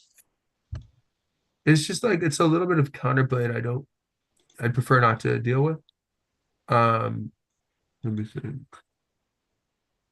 I mean, it's probably something I shouldn't be freaking out about though. Yeah, not at all, because I think you're trying to go to h7 where that would be bad, but you just go king f7. Yeah, even if the rook takes g7, technically it's king of 8. But then you got to be careful because then there's like then he has counter. The moment I move the knight, there's Yeah, time. So yeah, I don't need to. yeah. That's where there's like rook here or something too. But let's see. I think you know what? At some point, if you have faith in your attack, now that I've maximized my rooks, Right. I'm gonna see, and we'll see what happens. Because Carmen, you're gonna get a little play. Definitely getting. I mean, you get a tempo on the night, so you're getting some play there. And anytime I let you take on E5 or C5 and then take back to the pawn, then you actually use your D pawn as an asset. Again, I'm thinking like if I have white, like I have white pieces, I want to make the D pawn move, and then I ram my pawn. Like why? And again, maybe you can let them do that sometimes if you have to, as long as you're sure it doesn't work. But why? Because of human error, why am I going to go there? Right? I love how there's only certain squares that the knights can go to for the other knight to still be linked on the next move. You said there's only what Oh wait, no, it'd be all of them. to be linked with the other knight. I thought there was at least one square that that knight could at least jump to where the other knight wouldn't be able to. But I think I'm just silly for even thinking that way. No, that's fine. She's covering that. I do have 92. But then there's rook down. Oh, wait, do I have knight? I may have knight takes G3 now. Yeah, so immediately. Because you can't take back. Yeah, you Yep. can't take back. So I mean I may as well do it. But if I go knight D2 Yeah. and it hits you and it hits and then I can go back again. But I'm okay, let's think about it because you do have the rook check. It's annoying. Yeah. King H7, rook C7. Yeah, actually, if I'm gonna get taken here on G7, I do not want to be on H7 because then you set up a windmill. If anything, if you're gonna get G7, I'm like, okay, fine, let's go to F8. And yeah, Oh shoot! Wow. Yeah. but it's crazy, yeah, because the moment the rook comes down, it can be problematic, right? So let's say Yeah. I take on G3, rook C7. If you go C8, it actually helps my king come over a little bit. So I take on G3 if I need to. Rook C7. Oh, then what I do is I would probably just go knight to E5. And that E5, would yeah. that would block the bishop. Yeah, that's the way to go. Or F6. That's what I mind earlier. I'm like, yeah, you have a little counterplay. I mean, you can't be so greedy to the extent that like you give them zero counterplay. Actually, you should if you can. But let's do this. But sometimes you just reach a point where it's like you just have to go for it. You Okay, so have now if I want to take here, I'm giving you a lot of counterplay. I can, but there's no need. Unless I definitely see it works. But I think this is where you still can't take. This is where I want to use the other knight effectively, right? So where would that be? But yeah, you have a moment to do stuff. Let me see. No, this it's counterplay though. There is counterplay. Um, hmm. I could just grab. Okay, let's say I grab the rook, and then you take my knight, and I go to D2. You take a check. I go. Yeah, you know what? I think I'm better off just winning the exchange. So I'll be up a whole rook, and I give you some play. Let's just do that. But the thing is that yeah, we're liquidating.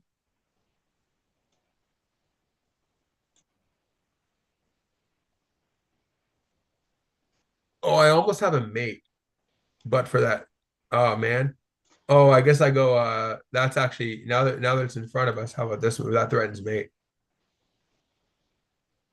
Yeah, that's the thing. I mean, when you have rooks doubled on their seventh ring, it's like, oh, I don't want them to come down, but you're already there, so you have to have enough almost faith in your needed. attack. Just move the rook to D2. Yeah, that should do it. And but again, even if you did have rook takes G7, I'd be able to go King F8. I just don't want to be stuck in there. Okay, so you go away from it.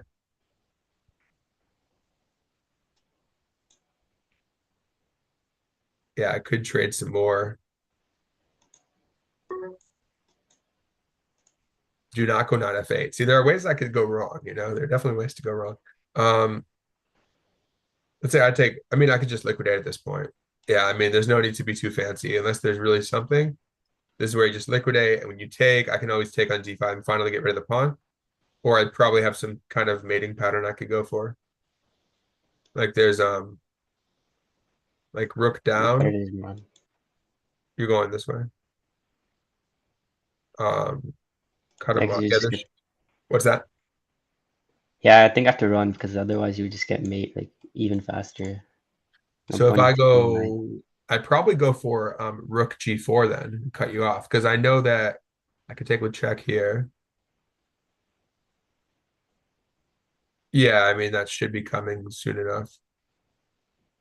I could just give you the knight, unless the knight move is useful. Like, but I don't want to let you come out, right? So it'll just take longer.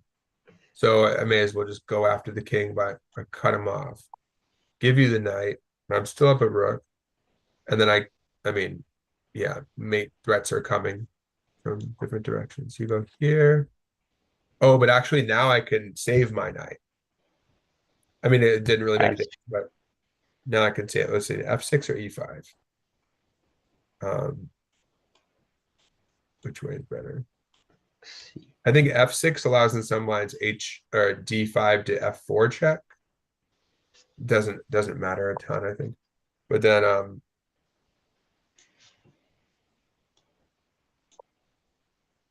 oh nice. Nice move. Oh, I just take f2.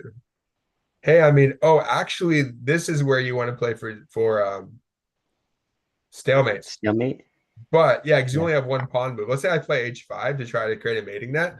I'm also creating a stalemating net, right? But I just need like one move. So you go, yeah, like the moment you go h5, I have to be very careful. And there's not, yeah, I don't think there's a stalemate because I'm gonna go down and try to. What am I threatening? Yeah, but you have to do Get rid that. of the You have pawn. to try that. What's that? Yeah, I was trying to get rid of the pawn, so Yeah, you have to try that. Trying to weave the net. It's not simple. I mean, I have to wrap around somehow. Yeah, there's, or maybe I would create like a Zugzwang kind of thing. I think the way to go is I move my rook back because I know if you, anytime you take me, oh, no, there's no stalemate. There's no stalemate because I'm giving you king h4, right? You have king h4 now.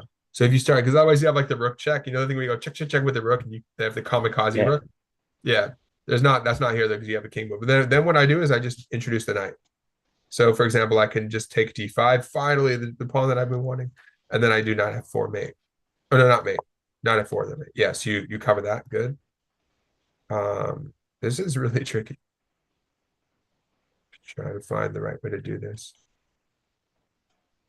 Yeah, you could just liquidate the pieces, but I feel like I'm still pretty There's no much. need. Yeah, there's no need to do that. I could come down, try to mate h1. You bring your king back. Oh, that's the way. Yeah, that's the way. You bring your king back, and then I toss in the check. I mean, using the pawn as an anchor is very useful. Um. Oh, and funny enough, you would have rook g4. Then if I take it, stalemate. But now that my rook moved away, now you can hide the other way. I mean, obviously, I could have taken the knight and let your king go to g3. But obviously, in this case, you gotta be real mindful of stalemate. Okay, then finally, there's a checkmate. But I think you defended very well once I had that. Once I had the winning material advantage. Yeah, it's a very instructional game. The closed position, yeah, the closed position was fascinating. Um, let's take a quick look. I guess since I've been looking at it from my side, I'll just usually I look at it from your side, but since we've been looking at it from my side on the screen the whole time. Um, we're probably playing. 100% accuracy. What's that? It's giving you 100% accuracy. No, it's not done yet. I think it's not done analyzed. Yeah. No way I had 100%. I think it's set now. I have 93 out of 89. That's pretty good though. You've been around. No, wait, what? No, it's messed up. Yeah. It's not. It's getting so confused. Wait, computer analysis. No, it's working its way through. It's not done yet. So look at that. There's a moment where you could have you were equal for one move. So that was it. That was it. You should have taken the queen. It was Bishop equal. d3. Oh. It was no. Yeah, You know what's makes crazy sense. though? So this was actually a blunder. All I had to do was just take with the queen and have a good game. Then I'm up 2 points or something. I have a really good advantage still. Wait, what? Okay, we're gonna go back to that real quick. But let's just see. Yeah, real quick. Then we should run in. But let's see. So this is probably a lot of this is book. So c5 is the most common actually. Most common. Yeah, people do go for d5. Okay, queen b6. No, that's fine. Actually scores a little bit better. I'll just put on No, let's not use the computer too much. I Okay. was planning on going for a Benoni in the beginning, but then kind of went off course.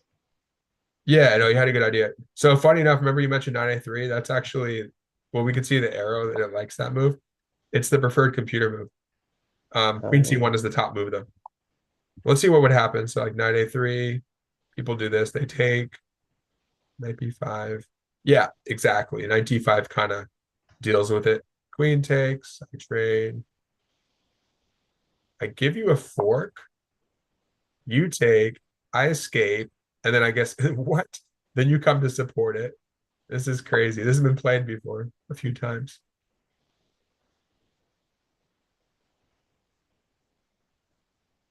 this is weird. This is very weird. So like in order to get the two pawns for the rook, um yeah, it's two pawns for 2 pawns and a rook for 2 pieces. That's exactly what we were just talking about. I don't know how everyone drew this though. It's so imbalanced. But anyway, that's funny. All 4 of them drew that position. And funny enough, it says today, no, C3 is the main move that people did. The masters, no one took. See, just because the computer says that, no one's doing it. We even have like Faruja doing this. Duda beat Faruja with black. Kamsky had a draw. Oh, there's the knight h5 thing that you didn't want. See, so you understood this. Knight bd2, 1 for black once, bishop d3 1. So you did the movements where someone won. And then of course they went d5. But black, yeah, they're both not too far apart from each other, 22, 25, and 2300. White won after d5. Let's see, what's the computer like? It was looking at d6. Wait, let me see. Let's look at 3 lines. There was one of the moves it was looking at. Not anymore. It's funny, it likes the retreat. Probably is going to go down a little bit. So it says 0.2, probably go down to eval a bit, 0.4. So it likes white a little bit here. But I think as you played it, like you did really well. Okay, now we're out of the book. I'll just do one. I'll just do the best move error. So we're not gonna look at everything, but wait, where is that? Oh, it has it, but oh, it's because we're not running that analysis, but whatever. Okay, so queen d8, e4. I'll say it's already run the analysis on a particular move. But you'll just see if the eval drops. If the eval drops, it means it doesn't like the move. Right. So actually, funny enough, I thought that was really strong for you. So what does it want though? Take, take. Oh, that's a pretty good move there. Cover h7, and then that's where we see your lead in development. That you suddenly your pieces all spring forward. Now it says it's about even. Funny enough, it wants the capture. Let's see. So take. This looks almost like a certain line of the Roy Lopez. That's funny. It actually likes that line. Let me guess. Is it takes the 95 like I was looking at? It can be. You could do that or bishop d7. Oh, he's gonna stop bishop b5. But white's a little more comfortable, you know? Black will try and punch back. This is a weak pawn. I'll try and trade it up. Doesn't like my move. D5. Yeah, 97. You see, no, it was good that you went for this. You got a bit of a squeeze. Okay, so now we have an interesting position. Now, knight g6 makes a lot of sense. So black is compact, but that's always an annoying idea to come into f4. This is one of the moves it's looking at. Yeah, bishop d7, sensible. Or knight f4. How about the takes? Let's see what would happen. Saying like, let's say rook e1. Yeah, then you could start looking at, grabbing that. Probably now the fianchetto is going to happen. Yep. You can also play a5, slow it down, but you're going to do the fianchetto. And then you can do it now. Say b4. Yeah, you can get the fianchetto. You can have the knight hop around. It's not even. So at some point, but I just did this move first, which is fine. Yeah, so b5, it doesn't actually say b5 here. Doesn't like it. Takes, knight blocks. The knight h5 is the best move. Sensible, right? We have a plan. Yeah, b4 starts to shift in my favor. I think it wanted b4 earlier. I Oh, think that was the whole point of the bishop move. Like right after you move the bishop, I think it wanted b4. Yeah. Yeah. Oh, it's playable now. Yeah, you're gonna get the pawn back. Because b7. Yeah, still wants b5. That's interesting. So it'll be similar to the game.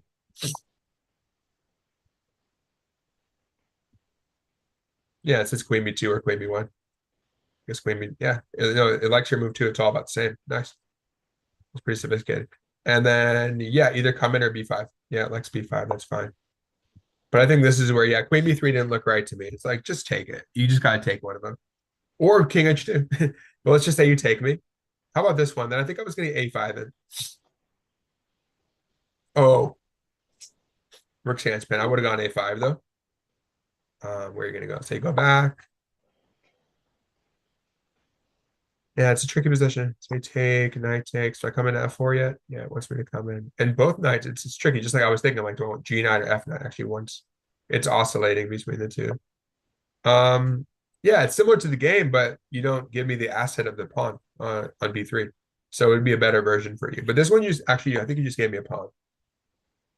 Because the thing is, you're supposed to be able to play a3 when you have a tempo on when I can't move I can't take as the bishop. But here I'm threatening a rook. So it buys me a move. Yeah. I mean, it's all you got right now, I guess, but it's because of queen b3. So that gave me that move that I need. Yeah, you can't take on b4 because I take d3. Oh, I didn't play it though. I didn't play it. I waited on it. Oh wow, it really makes a difference in the eval. So once a4, queen guards. So I figured once takes. What's the difference?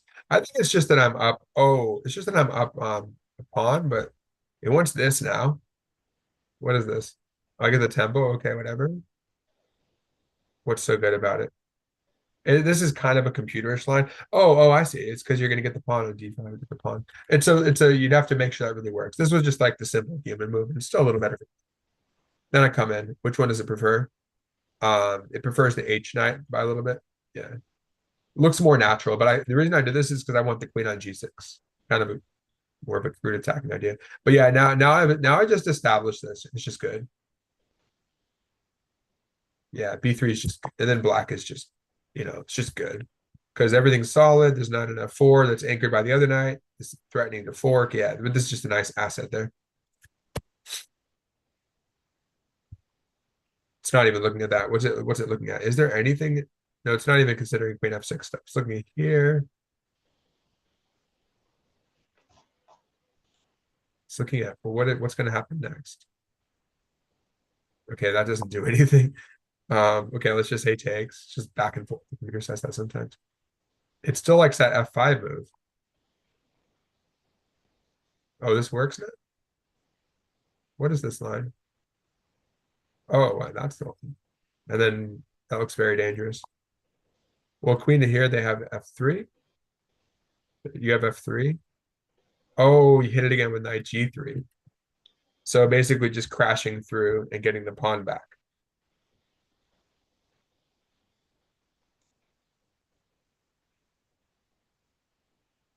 So what are we at? Just a really strong extra pawn.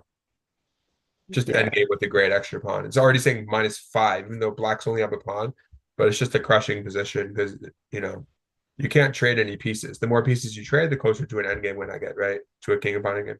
Yeah, it's tough. I don't know about -5, but it's tough. And this Yeah, like, bishop, even though your bishop's still on like f8 for some reason, it's yeah, but everything and else like is good. Yeah, but yeah, all I need is one move, g6, then I'm good to go. Then with 2 moves. Once I'm here, I have a great bishop actually, right? And then I could yeah, threaten to yeah, or just go bishop e7, bishop f6, depending on the e-file stuff. But you just can't trade pieces, right?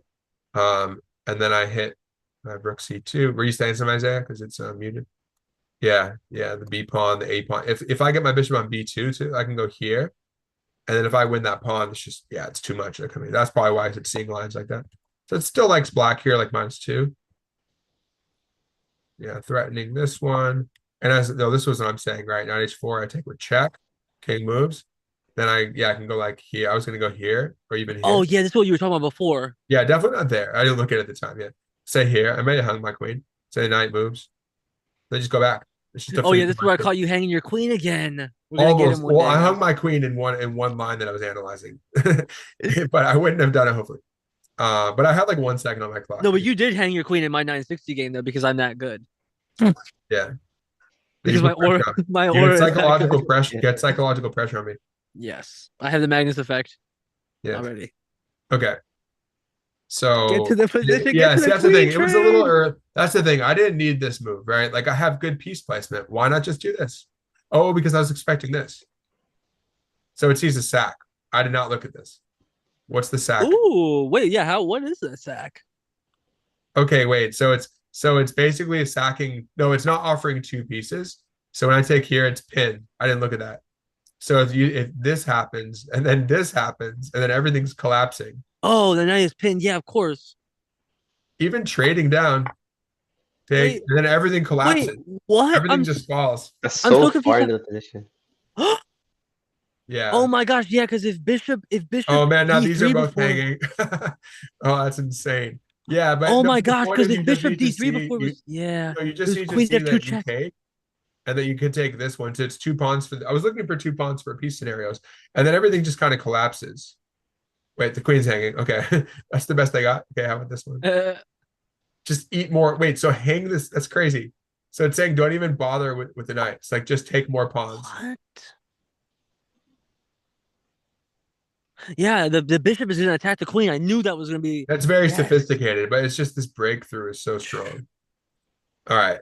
So that was crazy. So then, but now the main thing we have to look at is this line. So this was actually a mistake. Oh, all I had to do was not take back. I still figured you had G3. I have to just be willing to sack. Wait, why does it want this move? Where are you going to go? Wait, is the queen almost trapped or something? Oh, you Was take with tempo. You escape with tempo. oh nice. Did you look Take. at the graph? Where's that? That's later. I love how it's different colors. Yeah, see, I love when it's different color text. Yeah, Sorry. no, that's cool. Yeah, I don't know. So 6 against 4. Oh Wait, wow. and then this fork doesn't work, so you take the rook. Oh man, that's crazy. Okay, so this is the key thing. I'll look at it from your side now. This is what you're calculating. Okay, so I thought you were going to go for just taking the queen. So you take, let's see the line. You take the queen. I take your queen. Oh, Now, this is it. now you either take my bishop or the F1. No, Oh, but just to show you The that knight. none of I these think work. it was the knight. You wanted to These take don't the work knight, because right? after this one, Yeah. takes. Winning I for would have black. taken on E3, but the only move that's good is this move. Okay, what are we at? 1, 2, 3, 4. 1, 2, 3, 4, 5. Okay, the bishop's hanging. What are you trying to escape?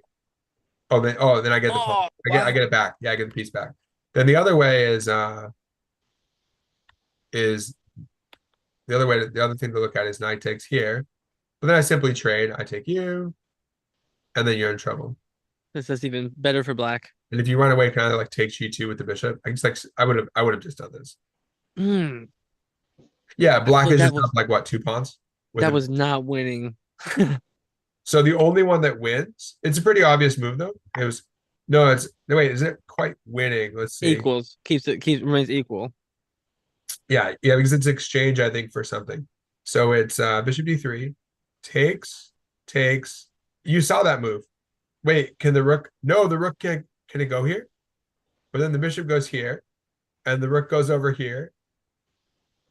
But then the bishop would attack the other rook. Okay, wait. So what do you do? So it goes here, then you take back. Then I assume you would take, and then I would take. What are we at now? Yeah, this is what I was thinking, where it's an exchange. Black is down in exchange, but in terms of pawns, black is doing great. Yeah, because we got 1, 2, 3, 4, 5, 1, 2, 3, 4, 5, 6. So pawn up with a really strong pawn on b3, protected past pawn. Yeah, I don't like this position so much for white. Karman, you probably wouldn't be super. I mean, it's better than the other one, I guess, but you probably wouldn't be super happy with this position. yeah, like the rooks are stuck. You Yeah, gotta d5 is play falling, defense the then whole it's game. going to be a hard position to play. But then there's this. You take. It wants to sack the knight already. That's crazy. I saw that. That's the kind of thing where you're going to have Oh no a. no no It's going no. to be It was the only move two basically. pieces Actually, for a rook sort of thing. G5. Oh dang. Yeah, I like this for black. I mean, this pawn's not really going to go anywhere, and it's tricky. It's very tricky. The pawns are kind of messed up for black now. Not terrible, but I mean, you could easily have G5 in. But I anyway, actually like the rooks. I don't know. Yeah. I must be. to evaluate, let's look at that then. Yeah. For example, here's what it's saying. I mean, but there's a pawn. Oh, you're talking about after the sack. Yeah, Zach. I was just surprised that I thought that was the top move, but no, it wasn't. I think it was whatever it said A5 or something was. So you like the look at it from Black's perspective. I mean, what does White do? This is a classic example of just these guys are going to be raining terror on the game. Say like push. Oh yeah, you get the D pawn rolling.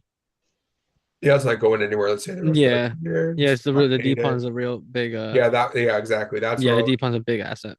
Yeah, exactly. Without the D pawn, okay, not so clear. And this For F sure. pawn. Yeah. But Yeah. yeah, but then again, if we take away the pawns, this variable, the A pawn, then you're good again with the knight and bishop. It's just that A pawn's annoying, and the rooks are sweeping across the board. So anyway, that happened. That was like the last moment I think for you, because like that was it. That was just it. Because you see, this is where it's And just equal, fall right? And then down. after that, then I win. White was winning at one No, point. no, why was equal? Oh, earlier? Earlier, White was No, it wasn't it's winning. It wasn't. 1.3. That's 1.4. It's winning. No, no. That's That's what what you they said. said. Winning. Oh yeah. 1.5 is. No, huh? They said 1.5 is winning. No, not at all. Not at all. That's just like it likes White. That means White has an edge. If you Okay. want to be winning, it's like +3. Oh, okay. Okay. Yeah. Because +1-ish is like, well, think about it. Even if you're up a clean pawn early in the game, that's not necessarily winning. Yeah, and because we can't play as accurate as computers Yeah, the whole time. exactly. It's like Exactly. yeah, It's we're like human. it We're loves still the King's human. Indian for White. Like it hates it for Black. Yeah. But the King's Indian works pretty well in practice. It's not really played that much at the top level, but it's still fine. You can play. Right. Fischer did very well with it. Still have knockable. But it's like a plus 1.5 position for computers is winning though, right? Not necessarily. I mean, it's Yeah, because in this it's position, I feel advantage. like It's just advantage. It means yeah. it means you're getting a sustainable edge maybe at 1.5. Depends on how sharp the position is. What do you think, Carmen? Yeah, I feel like there's like too much to calculate. Like it's gonna keep on going until like the pieces are gone, like from this position. Yeah, now this one says -2. This is clear. Like Black has it a pawn, Yeah. not just a pawn, a protected pass pawn, beautifully placed knight, can strike, can put pressure on H3 and G2. Like it's just a good position, right? Because like this -2 means a lot more than the Yeah, like, exactly. Because +1.5 here to start. there's too much going on because you got like B5 breaks, F5 breaks, you got B4, it just depends. Like all hell is gonna break loose. Then we figure it out from there. But I would say the advantage is becoming big as we get closer to plus or -2. And then as you go beyond, it depends on the position, obviously. Like it depends if it's just crazy dynamic and things are for humans. It's like, oh, I was +3. I was like +2.5. I should have won. It's like, yeah, that was for one move, and it was super crazy. You know what I mean? So, but once things slowed, when the smoke clears, if you can keep a +2, that's a huge advantage, right? It's like an exchange with no compensation. But I would say once you get closer to +2.5 to +3, that's when it's becoming more of a game. Anyway, The Google AI says at least 1.5 to 2.0 for White. So is it different even for Black on the minus end of an eval? no, it's just an example. It's saying that's for White if it's plus. In computer chess, is No, but it in terms White of that always eval, no, I mean it should doesn't matter which side you have. It's the same advantage whether it's for White or for Black. Just generally Oh, speaking. okay. Yeah, Right, there's that no makes difference if sense. White's +2. That's the same advantage as Black having -2. How it estimates in terms of winning chances. That But I like makes how AlphaZero did it like probabilistically. So it wasn't. It was just like what's the probability of winning from that position? Because it's very murky. It just shows how complex chess is. It hasn't yeah. counted to win till the end. If it has, then you're at +80 and then it finally settles down at 08 and 25 or something. But it takes a while. It takes really strong computing power. It takes or takes some time. But anyway, so it didn't like this because that was a mistake. Because then I get a tempo and that's when I have the enduring edge. See? So instead, it's like, just Yeah, I already wanted the bishop basically move do what back. you did. Just do what you did without anything drastic like A3. Oh, because you're trying to punch at it. What was your idea? You were just trying to punch at these pawns, right? Yeah, I was trying to like I didn't consider you pushing your second pawn. I thought you would just take and then I'll have like a Yeah, you got easier to look at time that. Just like defending I the kept one looking pawn. at. What's that? I thought I would have an easier time defending the one pawn instead of having two against Yeah. one and then No, having the to use idea is more good. resources. Right. The idea is good. It just doesn't work because I have the tempo. Yeah. So just remember that came up so much in this game. Just always whenever I'm talking about my games, it's just thinking about this restriction. Restriction is just so important. Anyway, then I messed up because I didn't restrict you. I gave you knight H4. So you didn't look at my A4. I didn't look at your knight. Hey, it's actually kind of easy. It's a miss visually, right? Anyway, once this happened though, Okay, then yeah, actually, computer says that's all you got there, really. But I'm up a piece. And yeah, there are different ways to play, but I actually played. Yeah, looks like I played the best moves. Pretty straightforward. This is 3.7. That's 4.1. Kind of moot.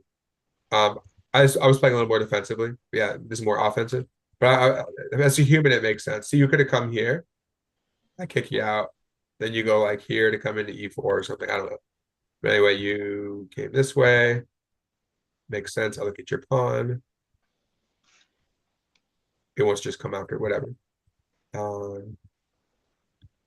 Yeah, and it doesn't really matter. The fact that it doesn't even look at bishop f6 as a top three, and yet the eval is like still moot in terms difference is moot 4.2, 4.1. It's just it hasn't nothing material has changed about the position. Yeah, h6 is what looking at that. And then e4 is just that's it. E4 starts trading, I start coming in. Again, eval is not super different. 4.3, 5.1. It prefers this one. I just didn't want to deal with your knight. It's like kind of annoying, but obviously that's fine. What's he gonna do anyway? But I'm like, but look, I'm like, this is cut and dry, right? I'm gonna come in and it's winning. Yeah, it's just winning. Rooks come in, it's fine. That's the best move, makes sense. It's just sensible. Funny enough, it didn't because of the counterplay. There you go. Because the thing is, I already have this. No, it does like it. Actually, it does like it. It's all the top moves, but it doesn't give you anything. All right, so let's say Oh, so check. here it was where the mate was actually there was a mate. If the stack worked for a mate. Oh, really? But like here, this is it, right? I could have stuck with the same theme just to be how instructive it is. 95, King H7, and there's not as long I just stay there. There's nothing you can do. And Right. then let's say do this move. Um, now it actually looks at this, or no, it likes takes. You can't take back because it's Yeah, made you there. can't take that because of mate. Check, check, and then And you get tempo on the rook. yeah, check. Oops, I'm about to go there. Check, check, mate. The blind swine mate, right? Yeah. Yeah, so you can't take it. So what happens? Then I can't move the knight because G7. For example, just to give you an example, now white's winning. Check. Ooh, that would be beautiful. Windmill. Check. Check. Check. Check. Check. And white's up a piece. Repetition. White's up a piece. And then boom, rook Oh, you comes bring out. the other And then rook, actually. white's up a piece. Black has nothing. Because the Oh bishop. man. Yeah. Yeah, do Because you not can give him bring in the that. other But rook like I though. said, if you're gonna let him take, go this way. Anyway, don't move that. Just take the rook like in the game. Yeah. And then yeah, exact same thing as the game. Anyway. So that could have Oh. been even simpler, but this works. It's saying -7, the restrictive move. So it just shows you I didn't have to do that. I didn't have to take G3. It was good enough, but I do give you some counterplay. Yeah. Going back is fine to F5 or E5. I'm like, you know what? It's fine. I thought you were gonna take here, maybe. Oh, I even have this move. Wow.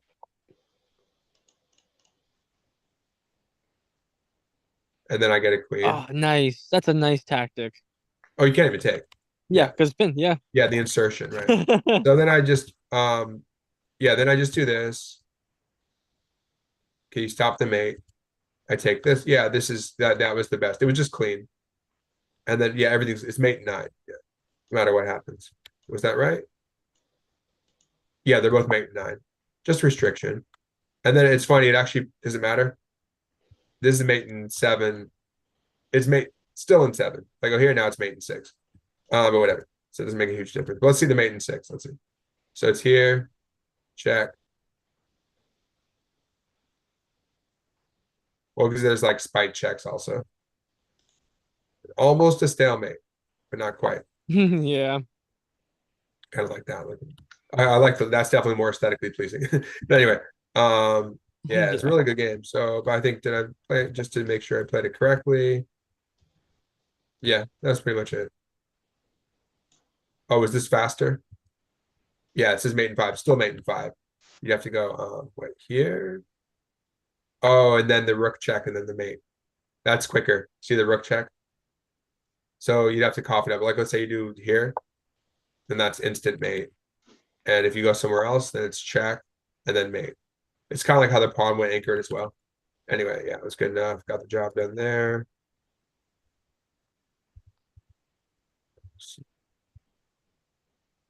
And then, Yeah, the computer is always finding like one move picker, but it doesn't matter too much. I had a really pleasing checkmate recently.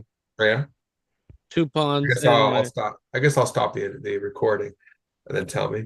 Yeah, it was a great game though. And then tell me about it. that was really enjoyable watching y'all Yes. get in